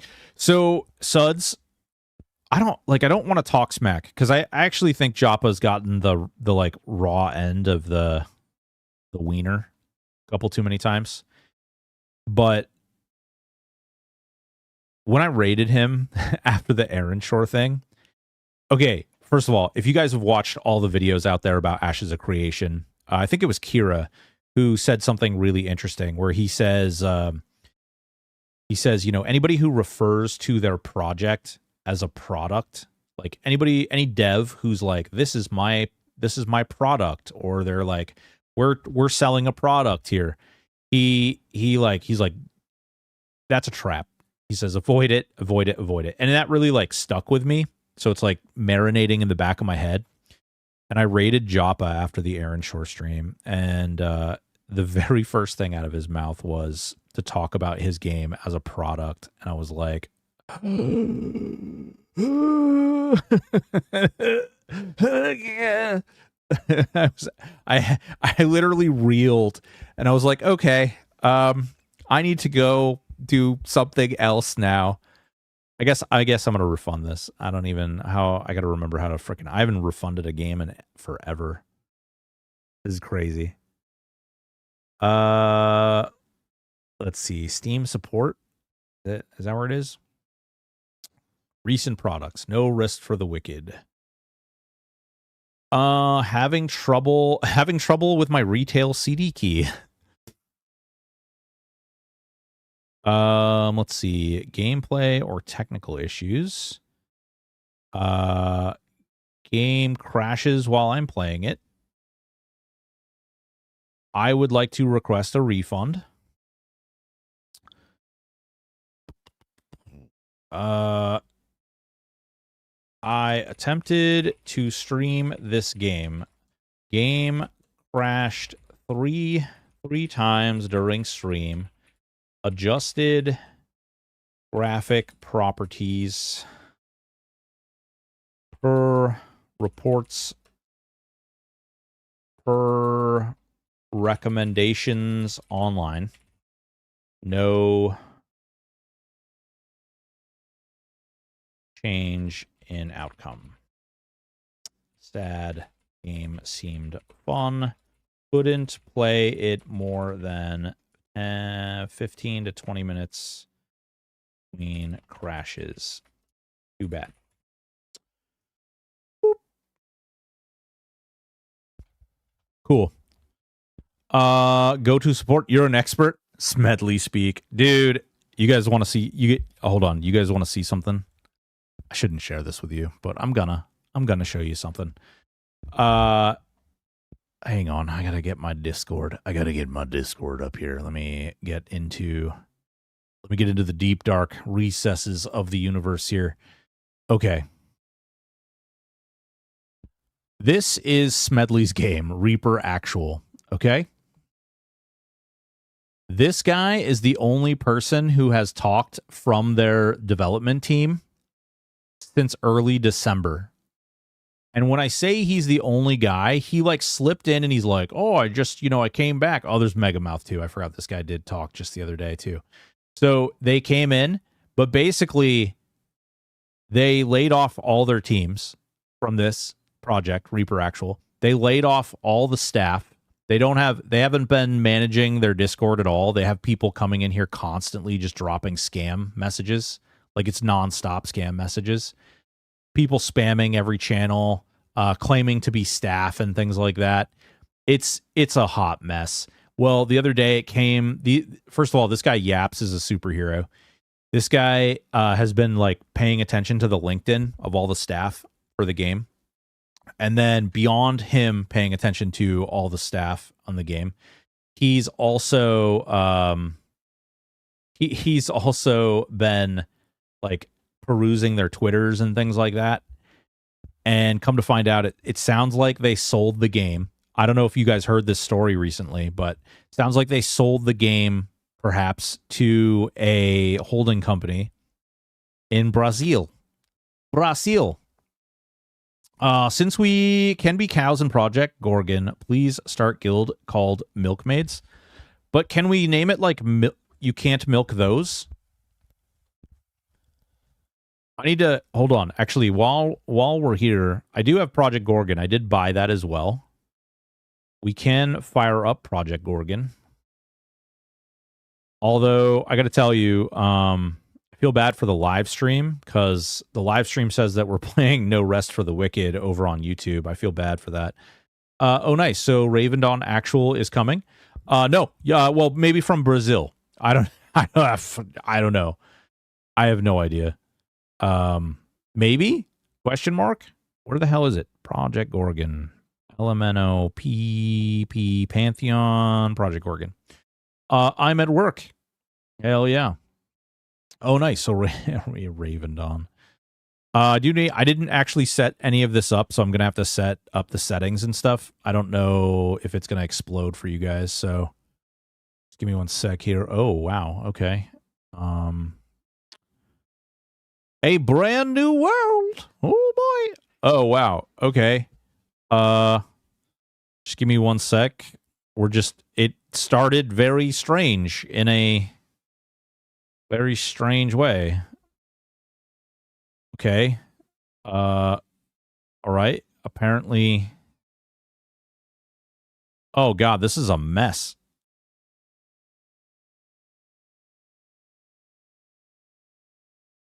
Oh no, this is really. Oh, why two games like this? Also, it's very loud. Sound. Oh my God, come on, really?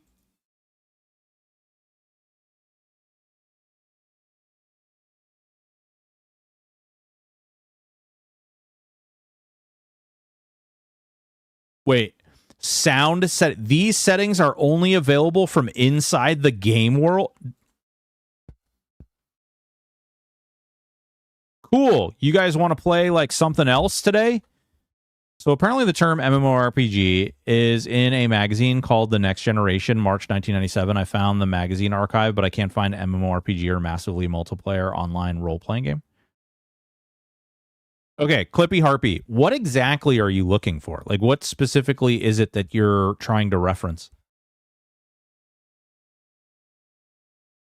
Can we see the said mess? You can't, actually. No, you can't, because apparently you have to get into the game before you can adjust any of the settings.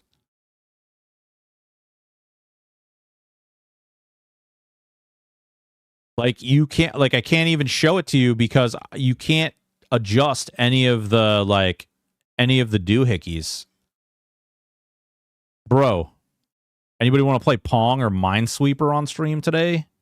Holy Christ almighty.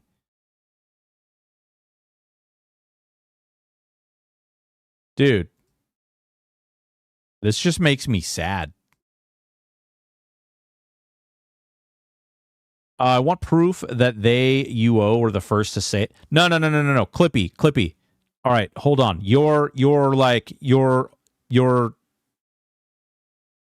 They coined the term as a marketing. Like, basically, they added it to the, like, as a way to market their game.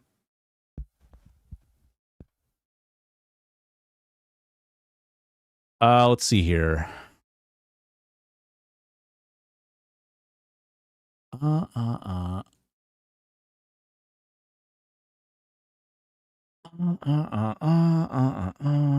Cambridge, Nassau Bay, Lord of the Rings, early days, Alcobeth Computers, University, Ultima. They're getting credited for using the term as a marketing. See, like this, he coined the term, giving new identity to the nascent genre previously known as graphical muds. So, like, basically, they used it as a marketing term. But if I can find that term, it will end the debate, yeah? No, it doesn't end the debate, because the problem is that in 2026, words don't matter. People just assign meaning to whatever they want.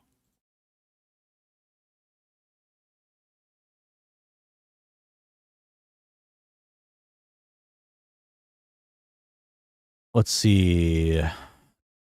Trends, new licenses. Okay, references, parks. Let's see here. World of Warcraft online gaming revenues triple in 2009. Western world MMOGs. Subscription MMOGs.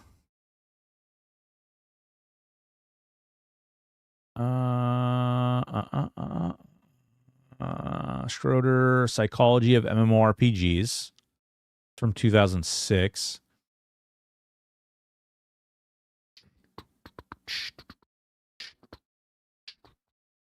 If you find a published item that says MMORPG that is proof. Well, wait, hold on. What do you say published? What are you referring to?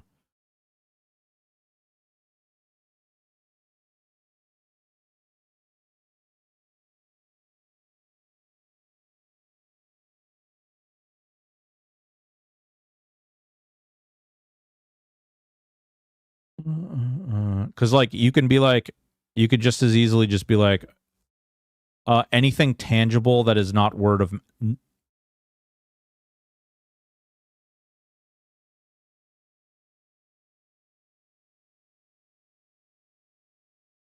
I can't prove that over the internet.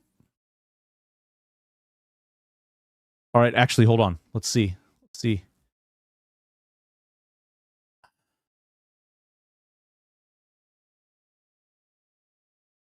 Don't worry about why that is clicked for me. Don't worry about it, okay? Present, copy, public, record. No, pizza, this has nothing to do. This is Clippy.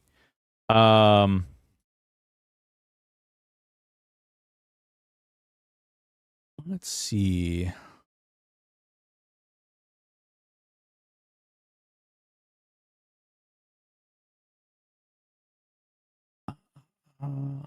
That's a screenplay. MMORPG, the screenplay. Family Mafia. MMORPG game, Trophy Racing 21, all in MMORPG.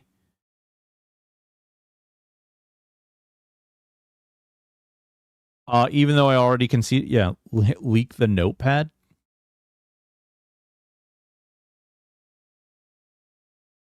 Cryptic Studios 2004. Cryptic Studio 2004. Legacy 2007, 2006. Badass game. Apparently there's only 4 pages, so this shouldn't be too bad. Coffee ages 2007, 2023.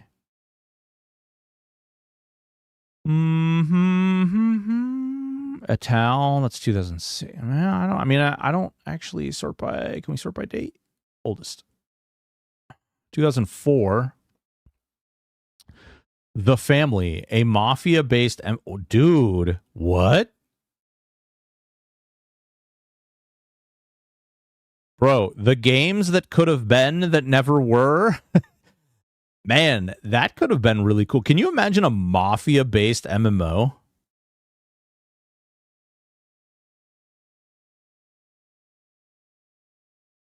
And then Cryptic Studios. This has got to be... Oh, just Cryptic Studios, an MMORPG engine.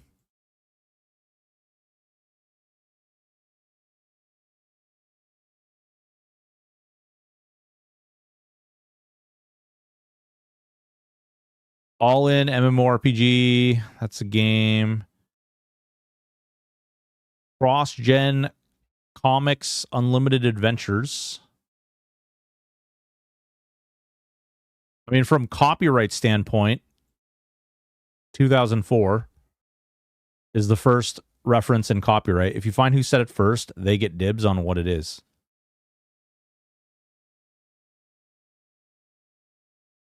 Well, here's the thing, though, okay? So theoretically, okay, if it is written here, you or I or anyone, if we have countering evidence, are able to go onto Wikipedia and issue a counter to this claim, and they will change it.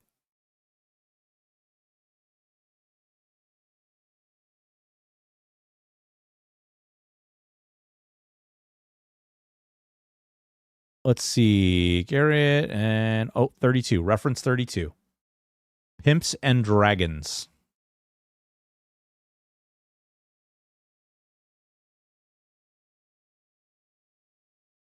So this is an article from 2001.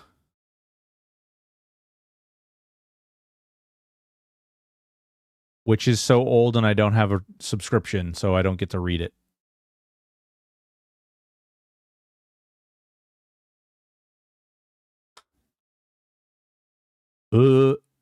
Publish in print edition as part, Elizabeth, staff writer. Yeah. I can't actually reference the story because I don't have a subscription. But the only evidence is him saying his team said it first in a meeting for marketing, so we should be able to find marketing material where that was said. Not if it was in the 90s when he made the game. It's not like today's day and age where like today everything's recorded. Back then nothing was recorded, often intentionally so. I mean, there's a reference. There's like a reason there's no reference to it pre-2004 in copyright even.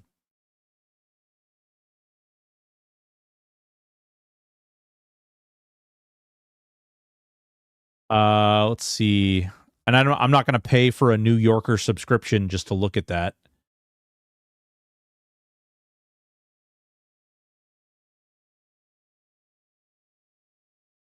You mean there's no version of history of the notepad he typed it into drunken stupor at 3 a.m.? Scraplin.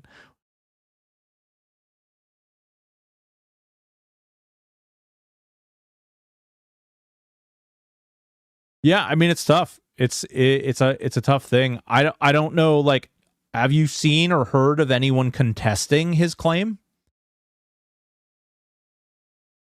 Because I've not seen anything to suggest that anybody's even contesting it.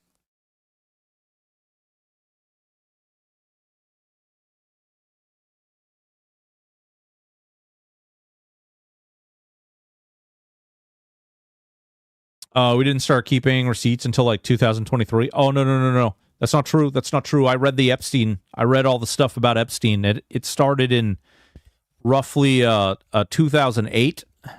I saw the Epstein files, and they very clearly show emails from back then. Yeah.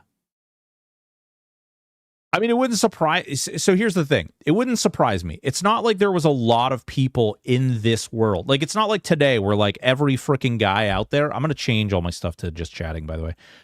It's not like today where like everything got switched. Like, there's like 11 bajillion people.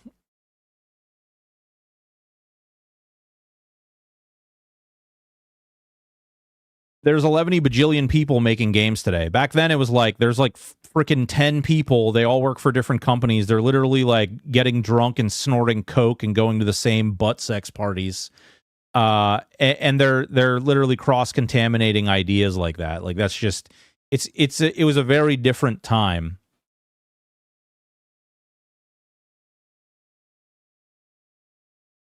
Well, it's so Clippy, if you look, this literally says it. If you look right here, you can actually look at the references on the Wikipedia of where it comes from. The problem is that the magazine or the article that it references is locked behind a paywall.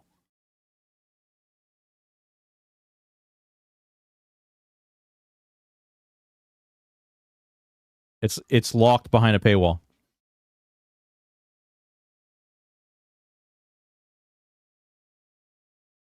Let's see. Man, I really, really hate the way YouTube does this because it's like there's no way for me to switch any of the info. I can't even change my title. I have to end the stream in order to change my title on YouTube. It's super annoying. Let me look. No paywall can stop me. Well, it's not the grayed out paywall. Like, if it was just a thing where we could just enter in and we could turn the grayed out stuff, but it's an actual thing that's saying, hey, you need to subscribe in order to read this. Let's see. Coining term avatar. Insights from great minds in video games. Social media Bible, tactics, tools, strategies, and business.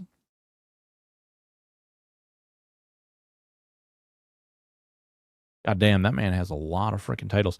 You know, it's kind of sad too. Like, the dude's got all this stuff, right? And then you run into this, and it's poop. These guys didn't age well. I found Avatar and Shard.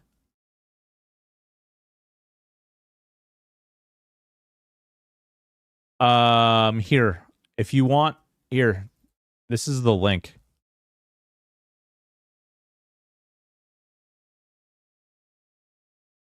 That's the link to the story that is referenced in the wiki. Dude, I can't. Dude, man, the Project Gorgon thing is really frustrating. But the No Rest for the Wicked thing is stupid. But man, okay, if you're a game dev, I love you. I love you. First of all, thank you so much for your work and your creativity and the awesome things that you do. Two things I never want to see in a game. One, do not make me log into your game, create a character, go through the entire intro, and go through all of the bells, whistles, hula hoops, whatever ride before I can adjust my sound settings. If I can't adjust my sound settings until I've actually created a character and gotten into your game, something went horribly wrong. I don't know what went wrong. I don't know why that would be the case at all, ever. Especially in a case of like MMOs or like an RPG game where you actually have like a character creation process. Seems a little weird that you would do that, but apparently that's the way Project Gorgon works. So that's a thing. We'll stream it, just not today. Yeah, that's, I don't know. I have no words for that. I'm going to dig these out too. I know exactly where they are in my basement. They're sitting on my carpenter's table. I have all the OG Ultima Onlines and all the OG EverQuest CDs. Actually, I have some of the original boxes. I have the original box to Daggerfall too. That was Daggerfall was the very first game I ever purchased, and I still have that. It's like a holographic box and everything.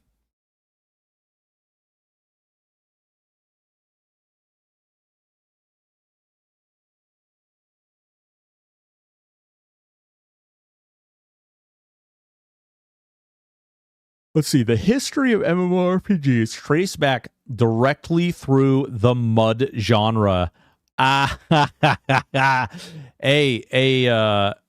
Pizza. I think this is saying that a mud is an MMO. And it's saying that it's an RPG. So they say the marketing material in UO 1997 says the term MMORPG on it, but I can't find proof.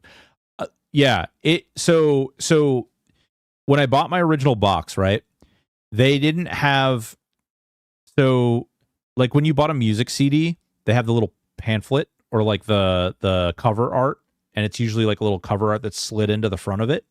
Ultima Online actually didn't have a thing that was slid into the front of the disc, but it did have a little book, like a little like book that came with it. And on there, you mean like on Spotify? Send Mud to jail. Yeah. It came with a little booklet, and it has like the CD itself has like a little thing written on it. Should I send Mud to jail? I don't know. I don't know. Maybe you should do all those things. Oh my god. Look at these things. These are old games, man. Lucasfilm's graphical Mud Habitat is a massive multiplayer online role-playing game developed by LucasArts. It is the first attempt at large-scale commercial virtual community that was graphic-based, initially created in 1985. It is the first attempt at large-scale virtual community that was graphic. Oh my god, dude. Weird. I watched 2 unboxings trying to see something. The booklet can be found here.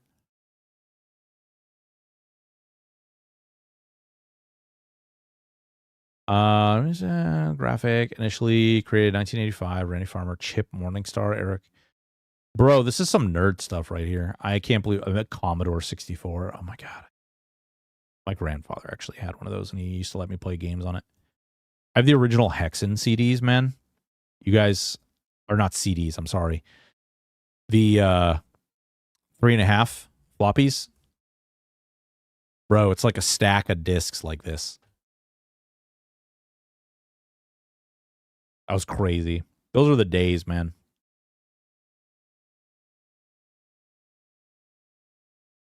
Large-based consumer-oriented users. Element Particular made Habitat such cited project and acknowledged benchmark design of today's online communities. Incorporate accelerated 3D computer graphics and wow. Interesting. I had a Commodore 64. First game I ever played on it was Ultima 4. No kidding. Kashari, that's cool. That's wild. It's kind of insane to think about, like, the amount of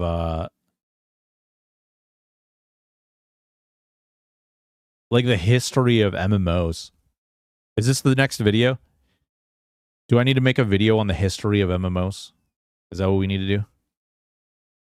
We got to do something positive, because my god, if I have to click on another video where somebody's like doom and gloom, I'm probably, I don't know what's going to happen.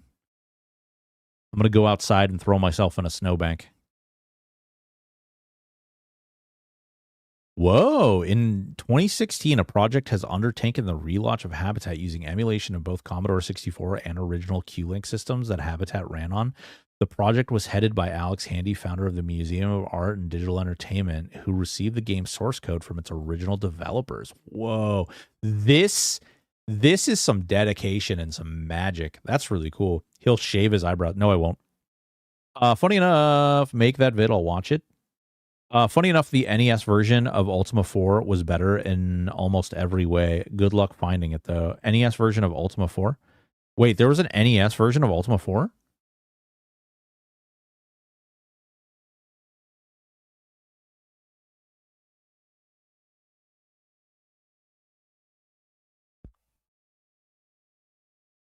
PC. Whoa. You mean Super NES? Oh, no, that's Final Fantasy. Damn it. God damn it. Got ahead of myself right there. PC.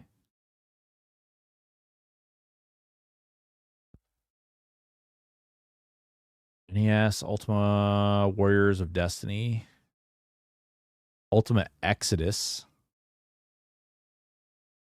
Have you played Enshrouded? Yeah. Yeah. Clippy, I've played Enshrouded. Listen. There we go. I have a couple of games. A few. Here and there. Couple many. Couple games. And this is just Steam. Never mind all the other crap. Epic, GOG, all that Humble Bundle nonsense. The version titled Ultima Quest of the Avatar was released. Ooh, okay, wait. It's called Quest of the Avatar? Good looking out, man.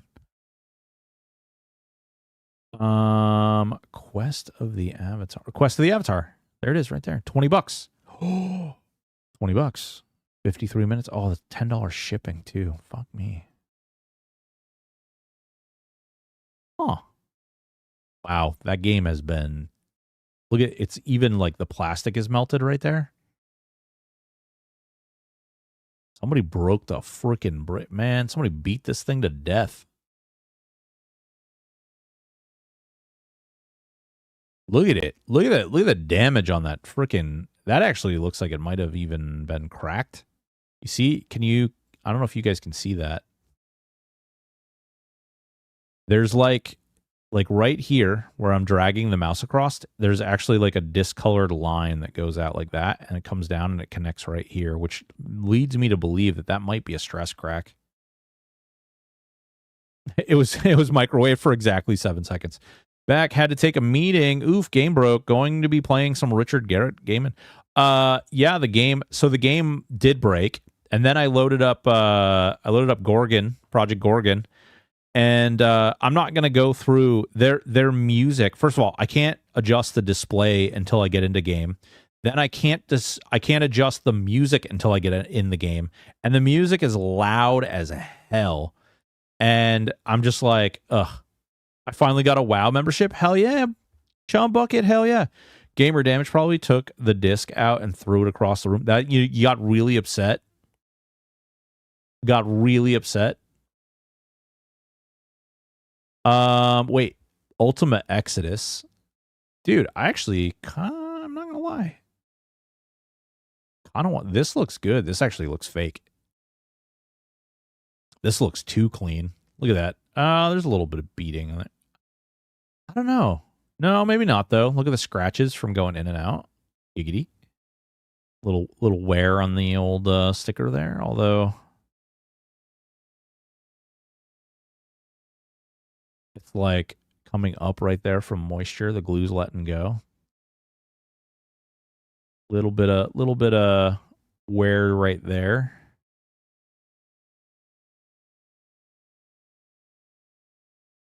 Made in Japan.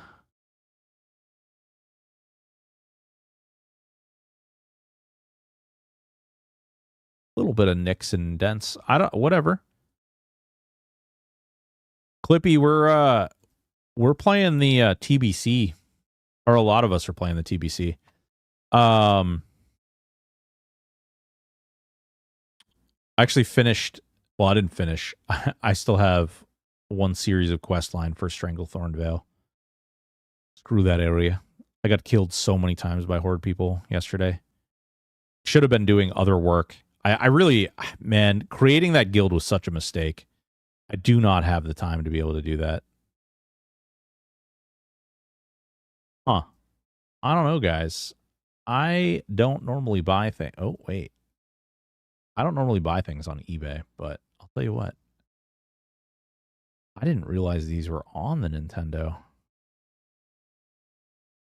Oof. Wait.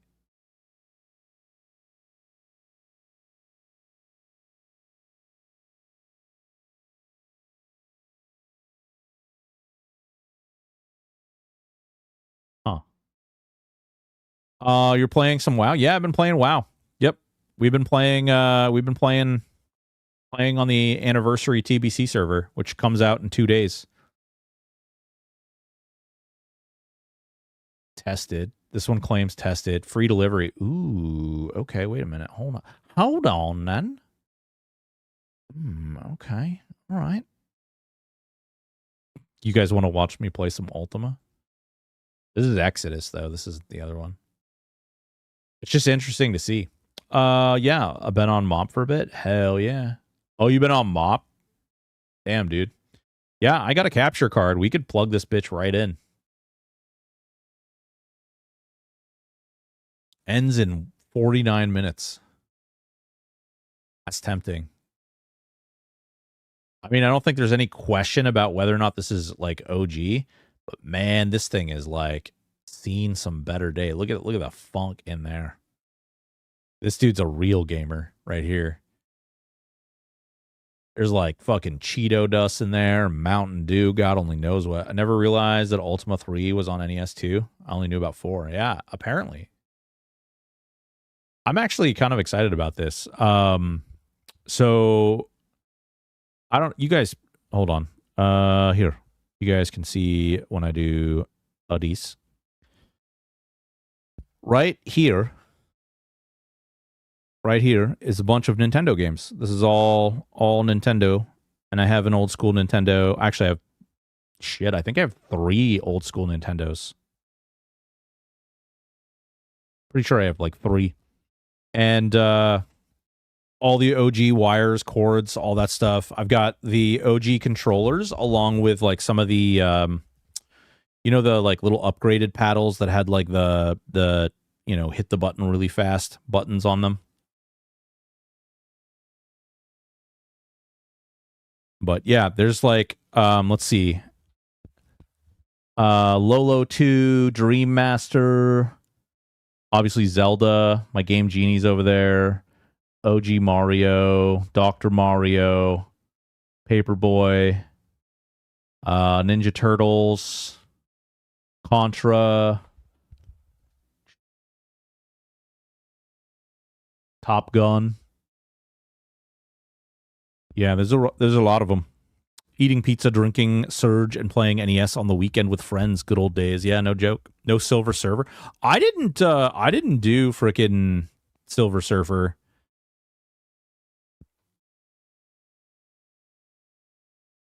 That was not my Jigglypuff. I was not, honestly, I wasn't really big into Marvel stuff for quite a while. I think I was in like 5th grade when I found Ghost Rider, and then I went all in. I bought every comic I could possibly find. Oh man, Contra the Konami code was the only way I could beat it. Too much bullet hell. Dude, game's nuts. The game is crazy. Let's see here. What else we got? I apologize to those of you on YouTube who may have joined to watch the game. The game done borked on us. Damn, that is a really good quality one right there. I don't know if I would get it for like collectors, but god damn, that is pretty impressive. I'm gonna dig that out too, Clippy. I'm gonna go into those boxes and I'm gonna see what I can find, because I do have all the OG UO stuff. Matter of fact, where is that? Oh, it's probably in the other room. I still have my OG cloth map and everything for Ultima Online. It came with a pin. It was like a little UO pin, and it came with a big cloth map and a bunch of other stuff. That was my game back in the day. I was a piece of shit. I was a horrible... If you wanted to take a case study on someone who is likely to grow up and be a freaking psychopath, yes, that would be me. Ooh, okay, this guy opened it up and everything. I think I only owned like 3 NES games. The rest I played was just rentals. Yeah, I did a lot of renting as well. That being said, I didn't really play like Super Nintendo. I didn't really have. I like Nintendo was one of those things where I really wanted a Nintendo when I was young. I got a Nintendo, and then I moved and lived with my mom, and gaming went dead for me. I didn't play video games again until I was like 14 or so. No, I guess I must have been a little bit younger. Like 13, 14.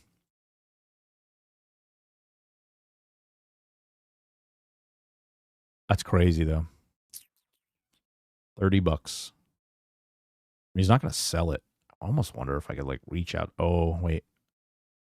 98.7. What kind of terrible, awful things do people have to say about you, family care? Wait, family care. Oh, dude, I do not like these.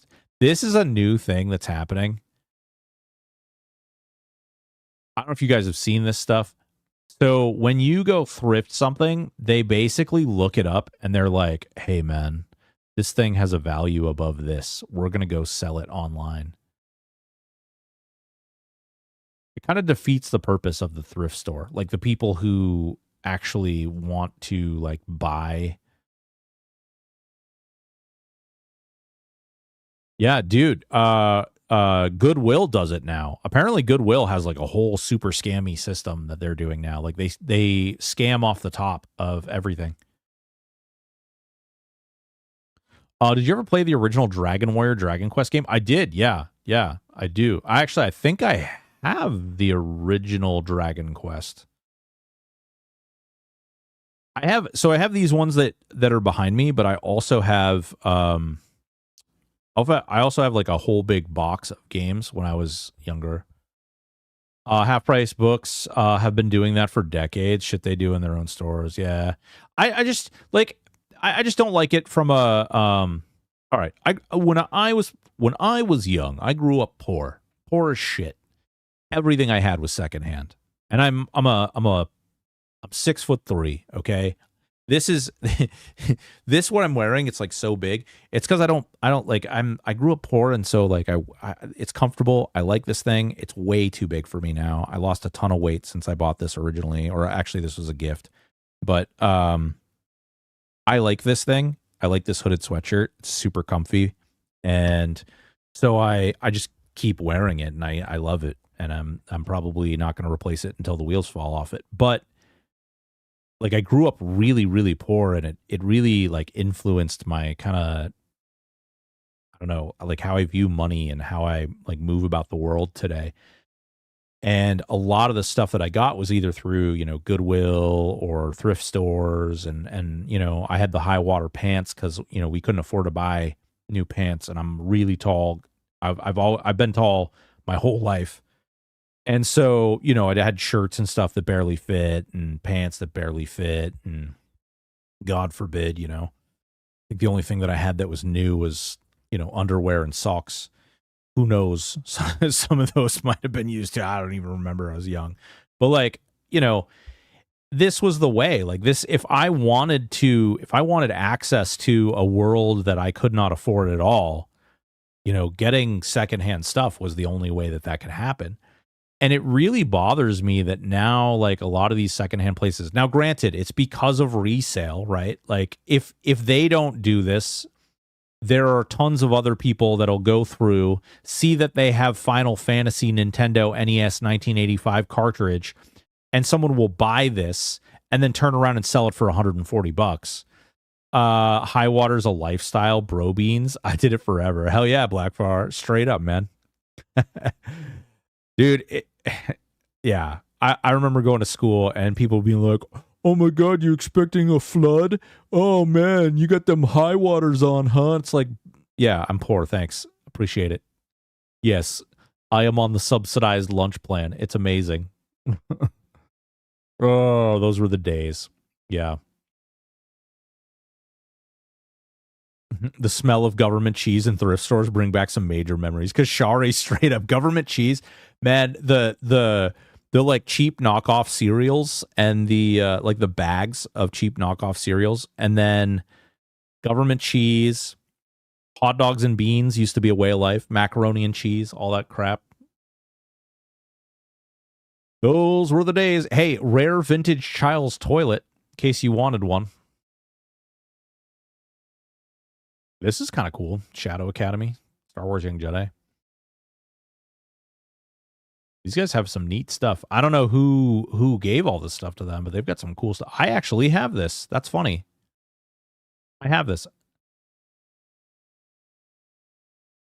That is hilarious. I actually have the original minis for that too. They're old pewter minis.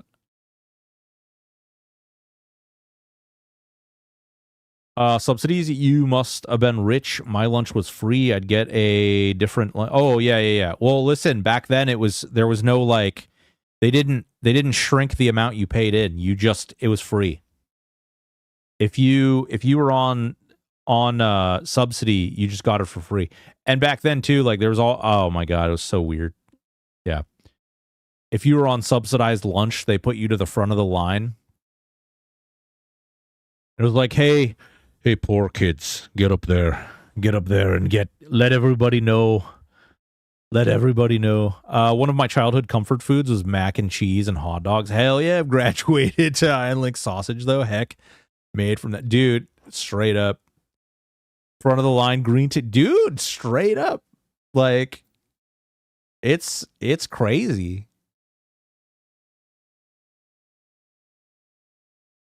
That's cool though.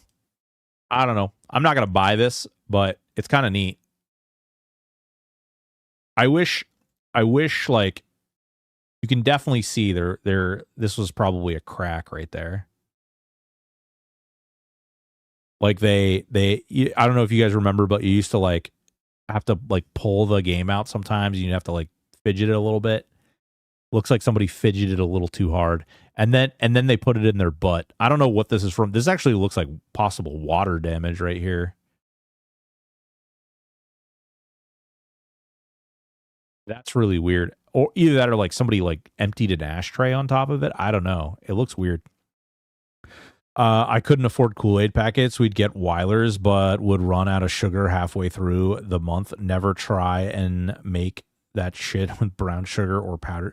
Dude, I have an original D20 Star Wars books too. I even picked up all the Star Wars Saga edition books that Wizards of the Coast released right before they lost the license. No kidding, dude. That's awesome. You should save those.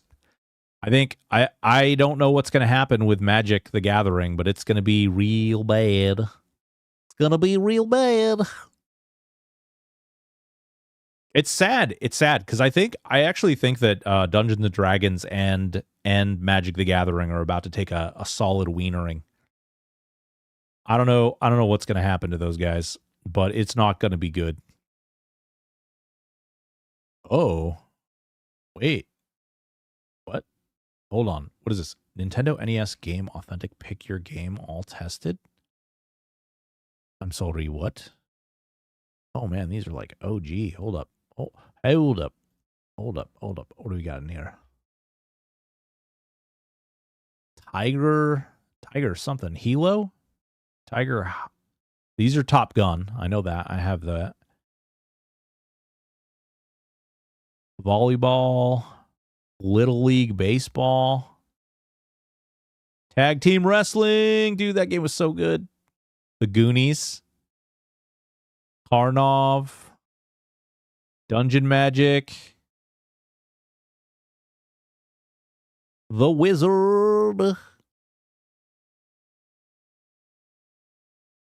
I think that is Dragon Warrior right there. I think we were just talking about that. Actually, it looks like it might be Dragon Warrior.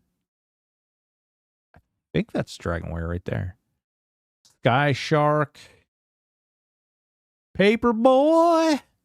Super Team. Galgo. Iron Tank. Castle Quest. Baseball Stars. Vegas Dream. Championship Bowling. Oh, Championship Bowling. I remember that. OIAM. I love them. They're gorgeous books with really high production quality. Hasbro tried turning D&D into a lifestyle brand and monetize everything. It absolutely needs to pop. Go away for 10 years. Dude, pizza. So I got into a Dungeons and Dragons campaign like right around the time that I left corrections. And I started playing with this guy that I used to work with, along with some guys who own a store like right down the road from me. It was a lot of fun. But then I started to realize how like monetized it had gotten, like how kind of like out of control it had gotten. It was almost as bad as like Warhammer 40K, like Games Workshop style. Like, here, buy this book. It's $100. But once you have it, you'll have it until we release a new one where you'll need to buy that book in like 2 weeks. And they just keep doing that. Around what year? It would have been around like 2022, 2023-ish. Somewhat recently. I mean, not really, I guess. 3 years ago, 4 years ago. Ice hockey, championship bowling. Tuck Surf Designs. Doesn't TBC Live come out in a few days? It does. It comes out on Friday. Should probably be playing that right now, honestly. Yep, absolutely. Peak of same with the Magic the Gathering sets of all time. Dude, all right. You guys want to hear a really sad story? All right. I don't talk about this a lot, but I lived, like, I talked about how I'm poor, but I collected Magic cards 4th and 5th grade. So we're talking like 3rd edition. It was like 2nd into 3rd edition Magic. And so I had like, this was you could still buy, the dark. You could still buy like Arabian Nights packs. You could still buy, the revised. You could still buy like all that stuff was still on the shelf. You know what I mean? It wasn't like you would go into a store and be like, oh my God, it's, the packs were still on the shelf, and people would go in there and it's like, oh my God, that's the dark set, man. That stuff's crazy expensive. It's $4. It's $4 for a pack. Yeah, Arabian Nights, like people would go in there and be like, "Oh man, that's you're gonna buy that freaking Arabian Nights pack. That stuff's like $5 a pack. That's crazy expensive." But back then, like the cards weren't worth all that much. So I went heavy. I had like Ice Age. I had a lot of 3rd edition. I had I think it's Homelands. Was it Homeland or Home? I think it was Home something.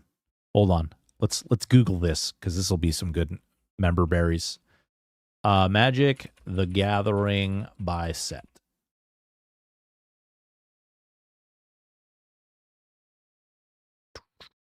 Okay, so I had some limited edition alpha and beta cards too. They weren't like anything fancy, but all right, hold on. So revised. Okay, so I had revised. I had these. Wait, this isn't really. Hold on. What the fuck? Foundations. What? Who made this list? What is this? All right, here we go. Arabian Night. There we go. Antiquities. Oh my God. Yes. Okay, so I had Antiquities. I had some Legends. I had the Dark. Fallen Empires. This was a new set. This was a brand new set when I started. Fallen Empires. That was brand new. I had Ice Age. Homelands. It was Homelands. Okay. I had these 2 entire sets. I had every card. Actually, this was a small set too, if I remember. Yeah, 180. I had a lot of Fallen Empire. I don't think there was a lot of good cards in this set though, if I remember correctly. Alliances. Oh my God, yes. I remember this. This is when I quit. So I quit right here. I played from there to there. Okay. So Legends, The Dark, Fallen Empires, Ice Age, Homeland, Alliances, Mirage, and then there was like a new. They also had like a couple sets in there too. I kind of miss D&D. I've been playing since 1990. How's that for dating myself? My last full edition was 4th. I admit I'm a heretic. It's my favorite edition. 5th and 2024 edition is fine as far as gameplay goes, but it never clicked. Listen, you have people who either like 5th edition or like 3.5. That's Dungeons and Dragons. You like 4th edition? That's awesome. Never forget Thaco. I absolutely do not miss it. Yeah, Thaco. People either loved it or hated it. 2nd edition. I actually I'm gonna dig all this stuff up. Maybe we can have like a weird thing. What's up, Space Brains? Chainmail. You back in the day, like I have all these boxes and all the like original books and everything. We play 3.5 currently. Dude, there's a game. I don't know if you guys saw this game.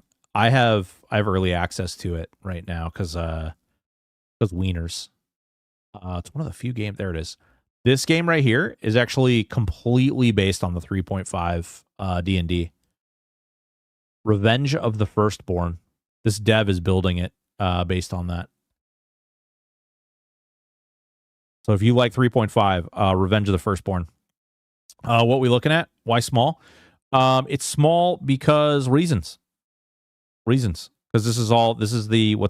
I'm was in the process of rebuilding all this crap and I wasn't planning on using the screen. But the game was a giant piece. Well, it wasn't a piece of crap. The game was fun, but it kept crashing over and over and over again. It was awful. Let's see here. Kind of missed Ben playing AD&D. Spam Diesel. Thank you so much for the resub, baby. How are you? What's going on? Still remember Thaco. I don't miss Thaco. That's my game. That's my edition.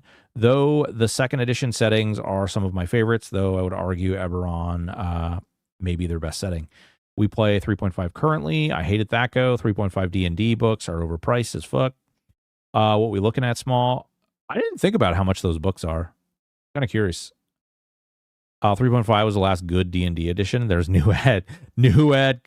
Hell yeah. I know a guy who needs access. It's me. I hate you. Take my money. Ooh.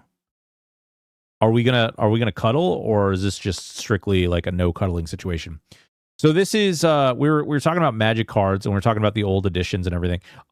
Basically, the reason I was bringing this up anyway, this was the generation that I played the Magic cards. So I had a lot of cards from this generation. It's literally like whenever I made money, whether it was mowing the lawn or like, you know, grabbing my mom a beer or something, I bought cards.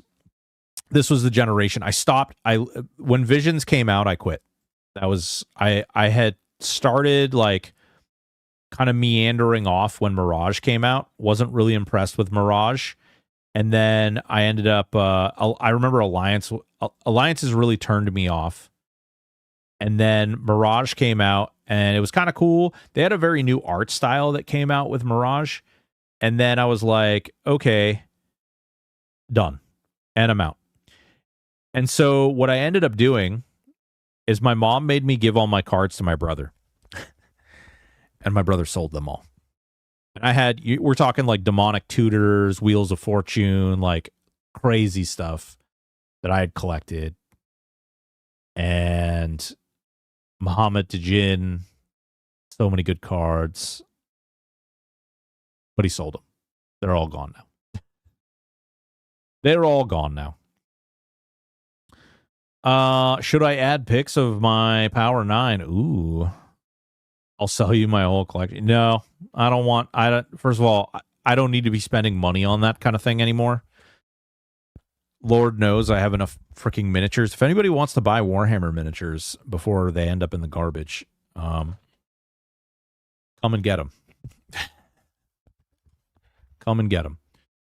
Let's see here. We tried to play games earlier, Spam, and it didn't work out. They crashed over and over and over and over and over again. So we started talking. What are we playing? We're not playing anything.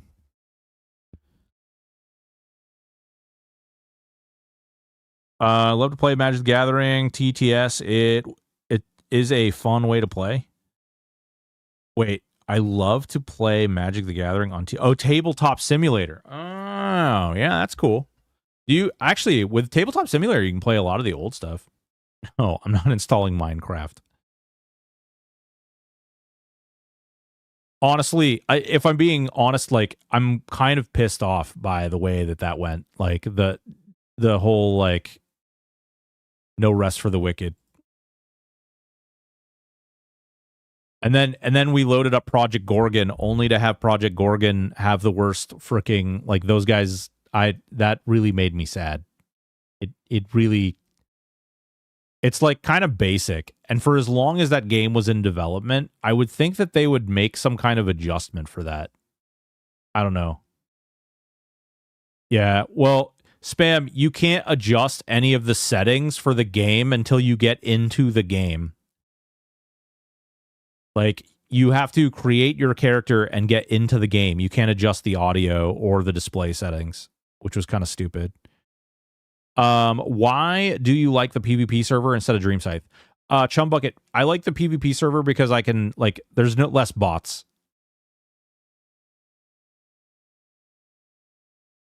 It's not about it being on Ultra, Spam. It's about the game. It's about the fact that the music the sound in general is loud as hell. And the fact that I can't resize the window for my stream at all until I get into the game. So streamer broken, game broken, smacks my head. Yep, true. I just don't like the idea. I really don't like the idea of them. I don't like it with anything. In fact, one of the few things that I say to game devs is like, hey, please, for the love of Jesus, make sure that these are in the settings and you can like change them like as soon as you get in.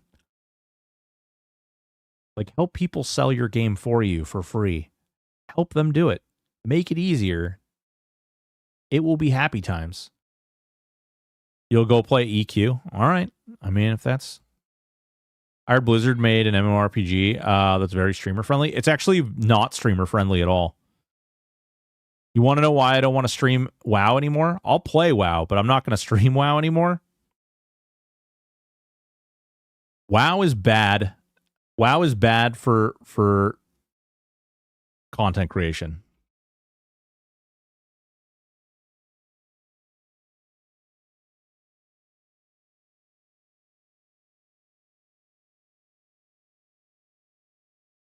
Because every time I play WoW, I lose people in droves.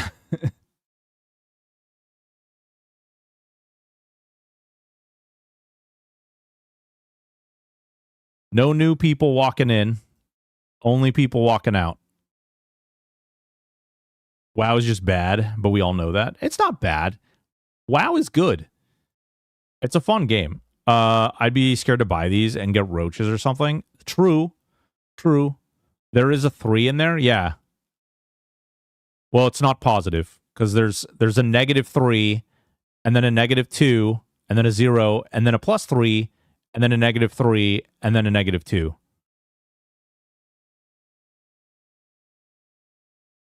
Why do I know that by heart?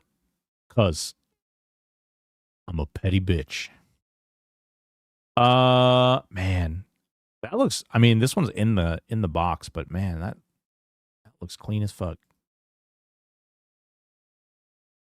Dude, Space Brains. Actually, you want to see the one we were looking at? Hold on. Where's the one we were looking at? One of these. Oh, it may have ended already. Dude, one of these, like, it literally looked like somebody pulled it out of an ashtray.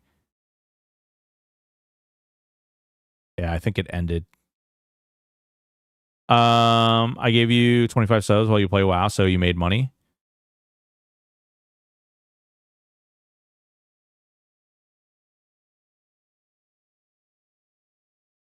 Yeah. I mean, I'm not, I don't really want to get into that too much during a live stream, but doesn't quite work that way. Let's see here.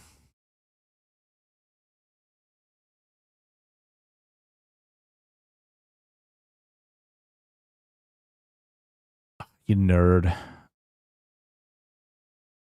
Ultima Online is such a good game. Dude, it is. Yeah, we were talking about Ultima Online. Spam, you piece of crap. Thank you for your 10 gifted subs, you piece of crap. I don't ignore you. I just call you a piece of crap. I think he likes the abuse, chat. I think he likes the abuse. I think he likes me. I think it's a game of cat and mouse for him. That's what I think. I see a nerd navigate day. Straight up, dude. Go to Linux. Every console game, PS2, Dreamcast connects to your TV with HDMI. Ooh. Lit NXT. Bro, you got to be careful of those, though. Those emulators thing. Oh, man.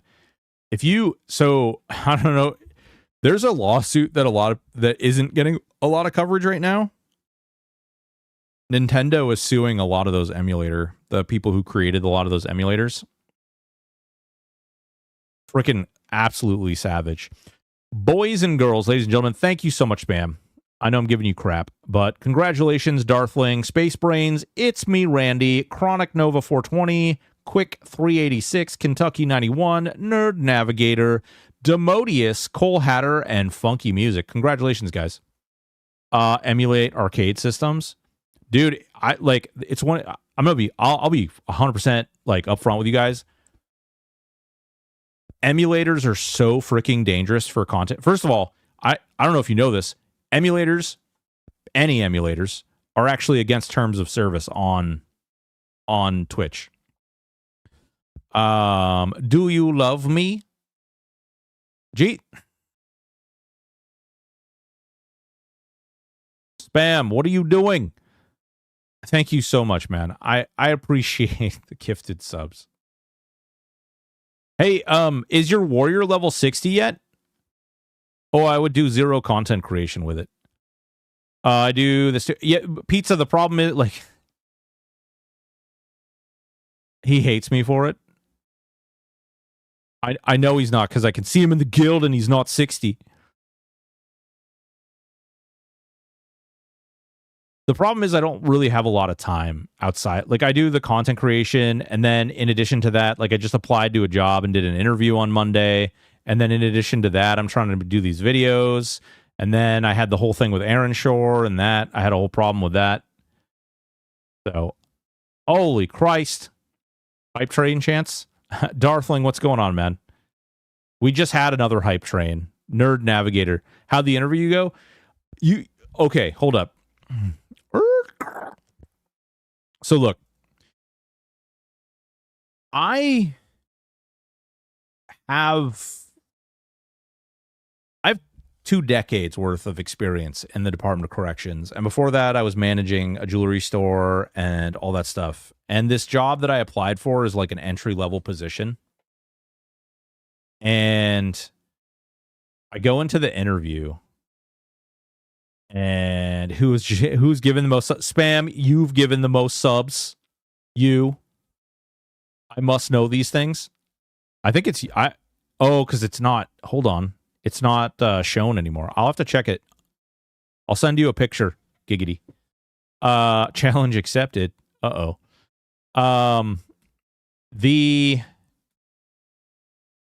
whole freaking interview. I haven't interviewed for a job in probably 10 years. And then in addition to that, going into an interview and their question is like, what is the most stressful situation and how did you navigate your way through it? And I'm like, well, I don't know. How would you like me? Do you have a flavor of stress you'd like to talk about? Because we can talk about uses of force. We can talk about hostage negotiation. We can talk about having to save people who are hanging. We can talk about what's your flavor? What's your tolerance? What level of stress would you like to discuss? And they, it's just one of those things where I've done a lot of different things in my life, and I've been involved in the creation of State of Vermont Department of Corrections statewide dispatch system. I've been involved in the statewide electronic monitoring system. I wrote policy, like things that became law eventually. I was involved in this stuff. And so then you go in and you're interviewing for this job where they're like, tell us about this time that you had a bad day, and how you made it through your bad day. It's just one of those things where it's like, I don't know. You just do what you have to do. This isn't, I don't know. Like, you hire me for a job and I do the job, and that's how I handle it, is I do it. It's just one of those things where you eventually, like, the context of your involvement in a position just evolves to the point where you're just like, you're talking about something that's just standard. Well, it was interesting. I actually used an example of this case where there's a guy we had to take into custody, and it was like, hey man, we're going to take you into custody and everything's great and everything's fine, everything's dandy. We're going to, I have to arrest you now. You just beat up your wife and your kid, and now I got to put you in jail, and you're screaming and hollering and you want to fight me. We basically prepared for that instance ahead of time. It was in a very public area where it could have turned ugly very quickly. But we set proper preparations in place ahead of time. We navigated the situation. We noticed the risk up front. We assessed the risk. We noticed signs that it was going to go physical, and we proceeded to handle the situation appropriately. But it's one of those situations where when you're in those types of situations, like on an everyday basis, and someone asks you a question like, give us an example of a stressful situation that you've been in, like, yeah, I guess, like, cool. No. Do they want to know about the time I made a kid shit himself during a piss test? Do they want that story? Probably not. They're really looking for patterns, not specifics of the situation. No, I know that. Clippy. I know. It's just, so I don't know like what people's various different experiences with like job interviews and stuff is, but when you start like getting into sort of higher, like supervisory and hierarchy interview positions, and you get into these sort of like higher level, the questions that are asked and the things that are like, that they go over are so substantially different that when I haven't interviewed for like an entry level position in so long that when I went and interviewed for, I was just like, I don't know really what to say, because I don't, like, my perspective is so different in my current like stage of my life that I don't really know. I don't really think about some of this stuff. No, I didn't scare him, Kashari. He had to poop. Okay.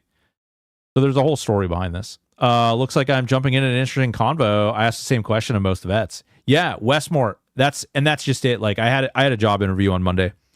Freaking Spam Diesel. Darthling, thank you so much for the 100 bits. Spam, thank you so much for the 20 gifted subs and the on-screen celebration for 100 biddies. I appreciate it. You guys are awesome. The story goes like this. Okay, there's a PO that is a youth PO. She was supervising a young male. She's a female. She can't do the UA herself, so she asked me to do the UA. The way that UAs work for the Department of Corrections in the state of Vermont is that you have to be able to see where the pee comes from. You can't allow someone to sit down on the toilet or do anything like that. They actually have to pee into the cup. You have to be able to see their like eyes to penis. And so the kid had to poop, and he's like, hey, I have to poop. I need to sit down. And I'm like, well, if you sit down, like, I just need you to know that you can sit down, but if you sit down, I have to fail your UA. And his PO is kind of a character. I don't want to get into the politics there too much, but like, she was kind of the kind of person who, like, if he failed that UA, he was going to go to jail. And, you know, he was in all kinds of trouble. It was very likely that he was going to go to jail anyway. But I was like, hey, listen, if you sit down to pee and like pee comes out, like, that's it. You know, you fail the UA. And so he peed, and when he peed, he pooped, and he was standing up, and he pooped everywhere, all over himself and his pants and everything. And it was awful. And his PO actually made him clean it up. Yeah. Yeah, it was bad. It was messy. It was not good. Not a great situation. Unless you squeeze a nipple. You can't do that. That is the part I don't understand. The dumb bastard failed the test anyways at that point. He didn't fail the test. What's going on, Firebrand? What's up, man? He didn't actually fail the test. So what ended up happening was I ended up talking to his PO, and I was like, you know, he did say this, and like, you know, the embarrassing thing is that he had to go home, and he ended up having to like ride the bus with poopy pants and all that fun stuff. Not a fun experience. Entry-level interviews are standardized primarily to reduce legal risk and ensure consistent hiring, while also making the process easier to manage for people who don't usually interview. Yeah. Yep. Yeah. I mean, Clippy, straight up, like, you're bingo, you know? It's such a weird, situation, though, when you've done like some of that hierarchy stuff. Yeah. I've done tons of interviews myself. Like, I've interviewed people. So, you know, going through a lot of this stuff. Bobby Flay, any plans on new TLP or Daybreak equal bad? No, we've actually talked about doing the new TLP potentially. We've talked about how, you know, if they don't ban my accounts, we might actually try out the new TLP. I'm genuinely curious how it's going to work itself out. I hate interviewing. I never give a standard interview, never consistent. You got to keep them guessing. Yeah, but how are they going to guess if you go from, hold on, whoa, pizza. They don't know what you interviewed the last person like. How are they guessing? What kind of situation are you creating there? I hate the interview part. I get so nervous that I start stumbling all over my words. I always criticize myself after interviews. Yeah, Miss Lawson, everybody does. Don't like listen. Don't feel bad about going through that process with yourself because everybody goes through that process. Like everybody is like, oh, I should have answered this way or I should have done this. And odds are that if you walk out of an interview and you're like, I did that perfectly, you may be a little overconfident. You know, you should always be looking and questioning your like internally focusing and saying, okay, what could I have done better? What did I feel like I did really well? Where could I improve in the future? That's how you grow. That's how the process typically improves. It would be weird to go back into, yeah. You haven't done any interviews in about 20 years. Yeah, Westmore, it's been a decade for me. Like I don't know. The last interview I did was for like a field supervisor's position. Like a statewide, you would basically like supervise all field agents throughout the entire state. That was the last interview that I did before this one. More curious about the second TLP. Yeah. Bobby, I'm thinking I will do the first one because I'm really curious how well it's going to do or how fast people are going to get from bottom level to max level. I think it's very likely that you're going to be able to do that in the first day because of the way the EXP scaling works. And then I'm curious to see, like, is there that many chrono farmers? Is there that many, like, I want to see the overall, like, scale of how things end up playing out. But I also agree. I actually think that the second TLP that they created might be really good. And I'm really curious to see what personal loot means. I interview people all the time. It's interesting what people will say under a microscope. Oh my God. Yeah. Yeah. Well, that's, you know, Clippy, I don't know if you know, but like I was a parole officer. And so like, even when I'm not necessarily interviewing someone for a job, I'm interviewing people for, court reports. I'm interviewing people, just to determine, you know, like what type of laws they may have broken, what their involvement is in their supervision overall. There's all kinds of different things. So it's like, you get used to that process and kind of being on that end of things. And then to go back in it the other way is always interesting. The other day, I asked someone how they would stock a retail display for the new Taylor Swift concert t-shirts. Jesus Christ. Having been shot at, I don't get nervous having a convo with anyone. Yeah, well, it's getting nervous is one thing, but like going through afterwards and being like, okay, what could I have done differently? Gave some poor bastard a driver's license. Oh my God. Can I look over you? Over me. Ooh, hot. I just make every applicant do the sell me this pen thing. Oh my God. But what happens if they've actually seen that movie? What if they've seen The Wolf of Wall Street? I made someone take an SAT prep test once. The only time I felt super good about a job was the day the interview more or less said I had the job. And I did. Hell yeah, Kashari. New EQ TLP. Yeah, there's 2 new EQ TLPs coming. They're both very, very different. Until the first TLP crashes and burns and all the chrono filter into the second one. I don't think, the way it's structured, I really don't think that chrono is going to be very valuable on the first one. It moves too fast. The general air of the first server, I think, is going to move too fast for like chrono lords to be there. They may flat out hold off for the other server, or maybe not. Maybe they find a new way to monetize.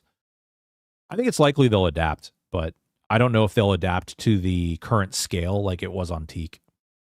When my brother interviews people, he always asks the question, how would you figure out how many bowling pins are in Canada? Whoa, that's a wild question. That's interesting because you can really ascertain a lot about somebody from that question, how they approach problem solving, really. Can I look inside? Jesus Christ, pizza. I don't interview people. Space Brains, you're better off.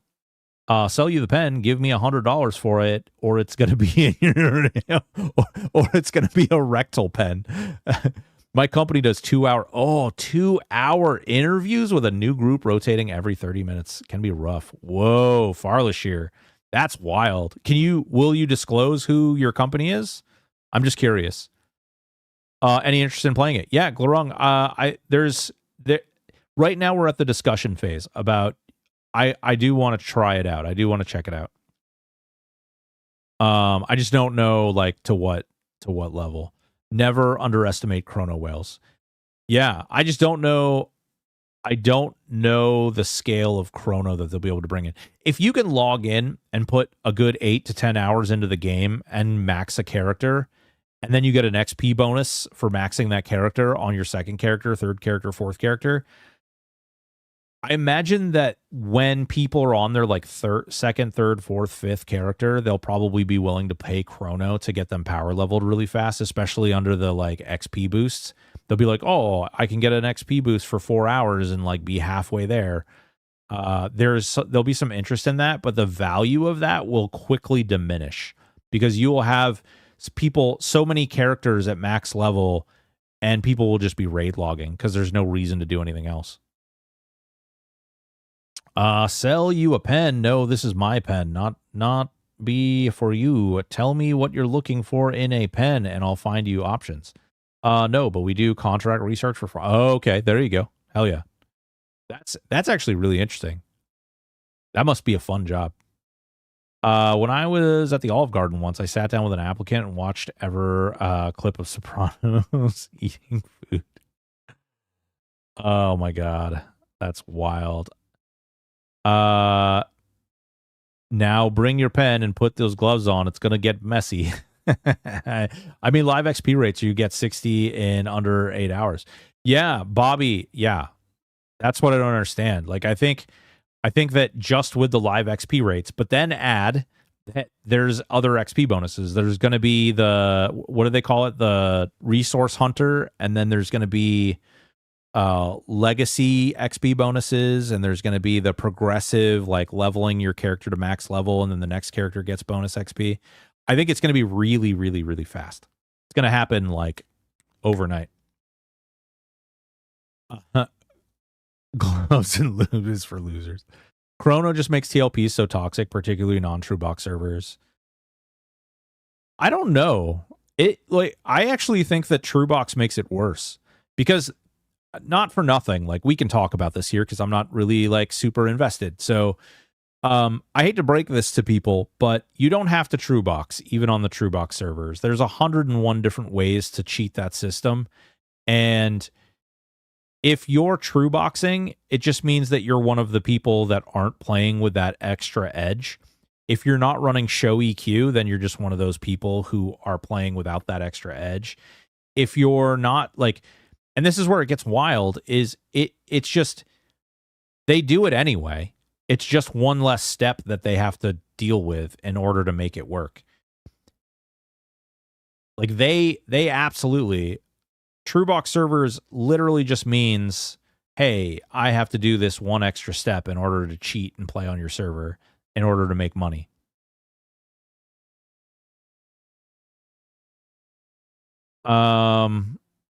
When that system is being explained, I agree, though. I actually would love to see a server without chrono. I know they'll never do it, but that's absolute. I would love to see a server with no chrono. When that system was being explained, I just thought about how WoW explained MOP Remix XP bonus and thought how exciting it sounded until you level a couple and realize it's nothing like what they explained.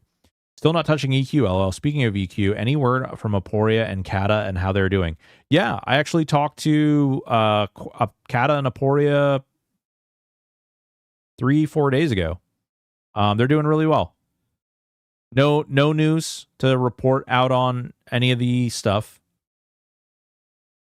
but they're doing well. They're doing really well, actually. Raid loot going to be super cheap. Going to have people running like 5 raids a week between all characters. Well, sure, but Bobby Flay, don't forget that the raid timers are account wide. So your lockouts are account wide. They're not character wide.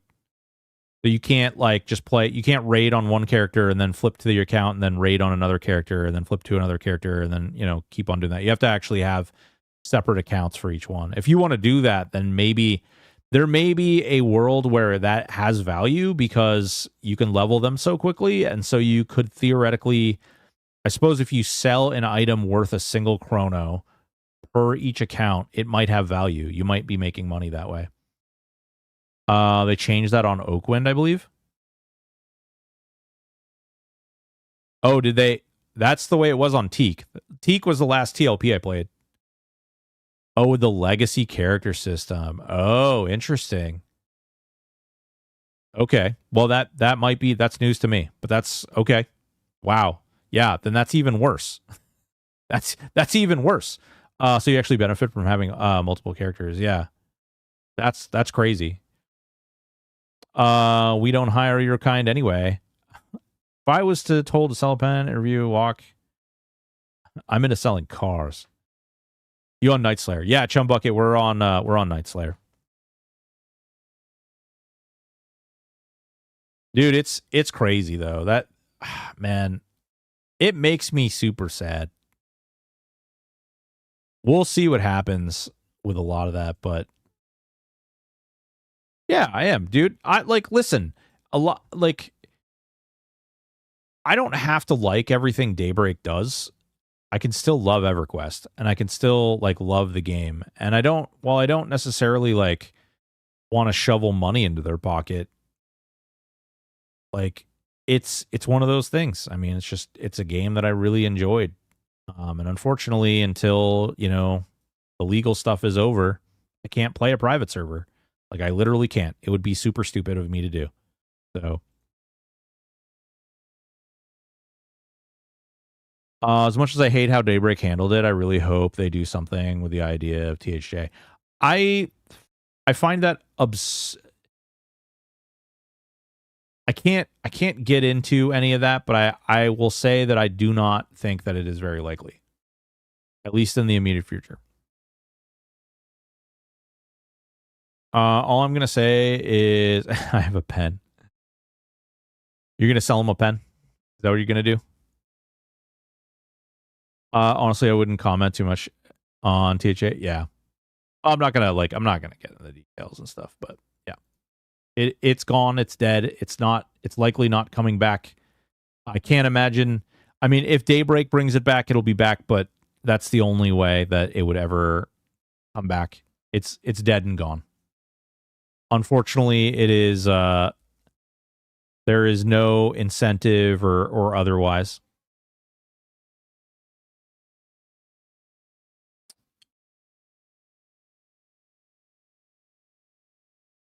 Oakwind was the last character lockout. Looks like it is account lockout for new TLP from what I could find. Oh, there you go. Dude, so much freaking ice. I won't play live EQ anymore. Yeah. Yep. I mean, I think people have their I have no problem with people who either A, don't want to play, or B, do want to play. That's their prerogative, man. I'm not going to yuck other people's yums. We're not talking about, catastrophic world ending stuff here. If you're like, I want to visit Epstein's Island, then I might raise an eyebrow and I might say, hey, all right, maybe you and we don't see eye to eye. And it's more than that. I might judge you for that one. But as far as EverQuest and people who want to play live EQ or an emulator, I don't really care. That's your prerogative. Have fun. Do what you want. I do what I want. I mean, sure.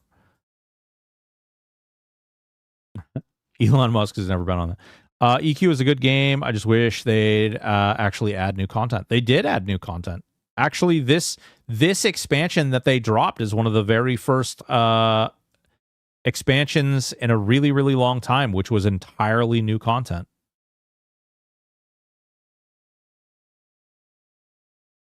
Playing WoW, chilling.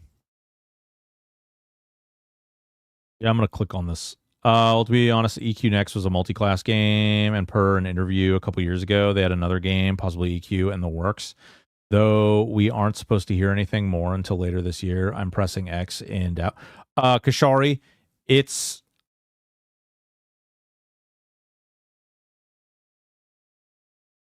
So Jay Chan, during an interview with Fading, said that they're working on a new EverQuest project and that it is not a new expansion of EverQuest, that it is in fact a it's not an EverQuest expansion. It is actually a like an update kind of thing. So they would essentially remaster EverQuest 1, and they alluded to the fact that it would be done by less than 2 years from now, which they, as far as we can tell, looking at their financial reports and everything, they haven't lifted a finger to do anything with it. So I don't know. I'll be surprised. I'll be genuinely surprised if we see anything come out of that. Torn is still upset with what they did, but the new TLP sounds fun. Yeah, Duty Plot, man. If it sounds fun to you, dude, rock out with your, rock out with your block out.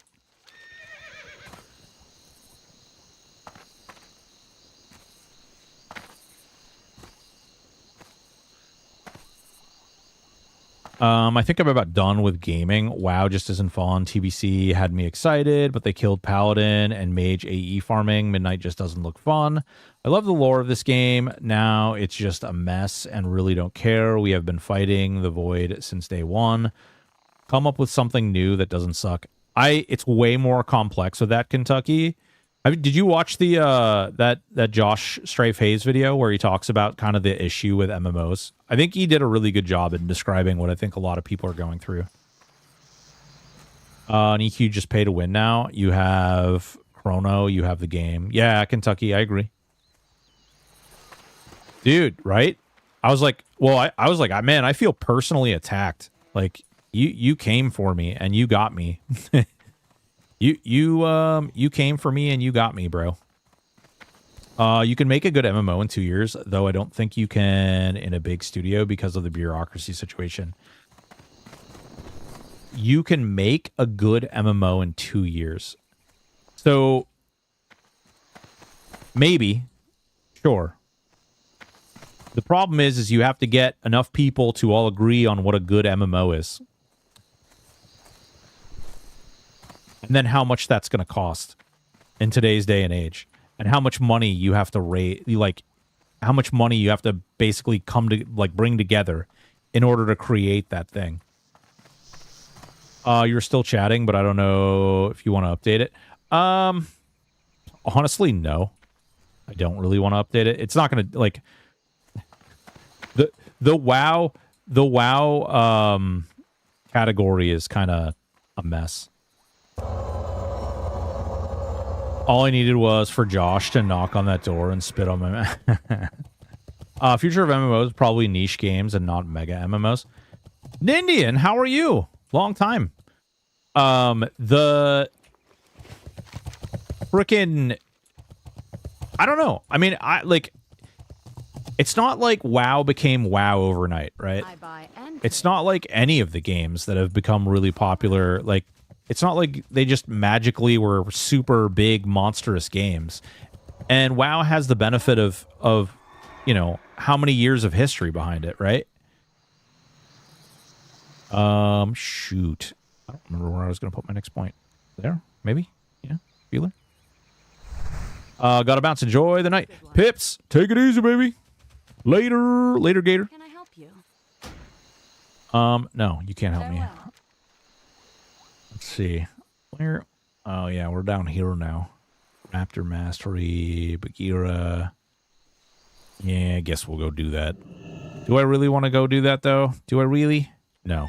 We're going to go to South Shore. Wait, what? Kui Pedal. Oh, the freaking event.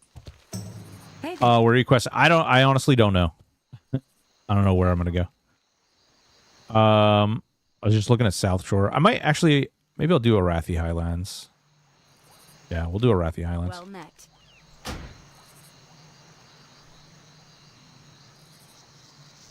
Safe travels.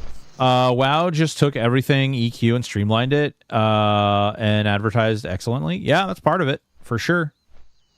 I mean, they did a lot of things that EQ didn't, too. They took, like, where they took risks were in the areas where, I don't know if I want to say they're, like, blatantly obvious. But I think that some of the systems that WoW created also contributed to the overall burnout on like, games like this. Games that don't respect your time. Wow, dude, really? What's going on, Needon? Yeah, man, Needon, we tried playing No Rest for the Wicked, and it crashed 3 times in the first hour. And like I kept trying to edit the settings and stuff to try and get it working, and it kept crashing. And so I was like, okay, I'm gonna play Project Gorgon. So I fired Project Gorgon up, and like just the entry screen for Project Gorgon, when you go into the settings, it literally, when you mouse over the setting, it says you cannot edit this here. You have to get into the game in order to edit it. So I couldn't edit the fact that the music was blaring in my ears, and I have a ultra wide screen. So it was like the ultra wide screen was basically the full screen of the game, and it wouldn't let me change that until I got into the game. So it was just like, okay, I can't create a character. I can't adjust the sign. Like, ridiculous. I only have 16 tunes to level from 70 to 80. Only. Well, that's good.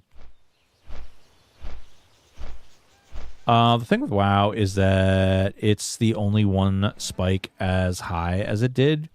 It's an exception from EQ. Pizza, that's actually Final Fantasy 14 broke the WoW records.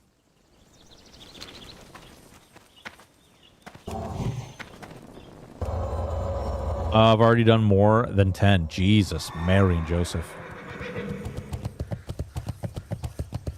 The problem is that Final Fantasy 14 like took off like a rocket ship and then immediately nosedived. Old school RuneScape is actually yeah. Yep. Yeah, they really made some less than stellar choices there. Old school RuneScape just broke some huge records too. But then you get into their game and you realize that there's like literal trains of hundreds of bots running around. And you're like, oh, that's why they broke records, because so many bot. All the bot. What does it mean when that type of character is throttled? What does it mean when that type of character is throttled?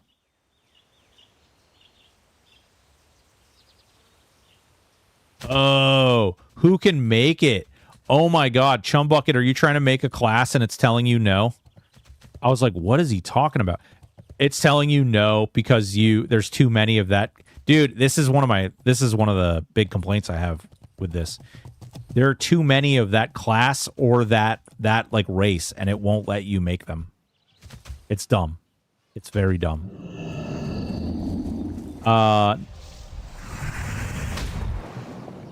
I mean, it may not count for you, but it counts for them. Actually, I would argue that it counts more because it was during COVID time. If everybody all of a sudden has a lot of time to play a game and they choose to play something other than this, then that would probably mean that other thing is better. That's still recharging. That spell isn't ready yet. Free to play, yes. Bots, but honestly, only paid member for only. It's not that bad. Yeah, no, Firebrand. I actually really like RuneScape. It's a really great game. I really enjoyed it playing through.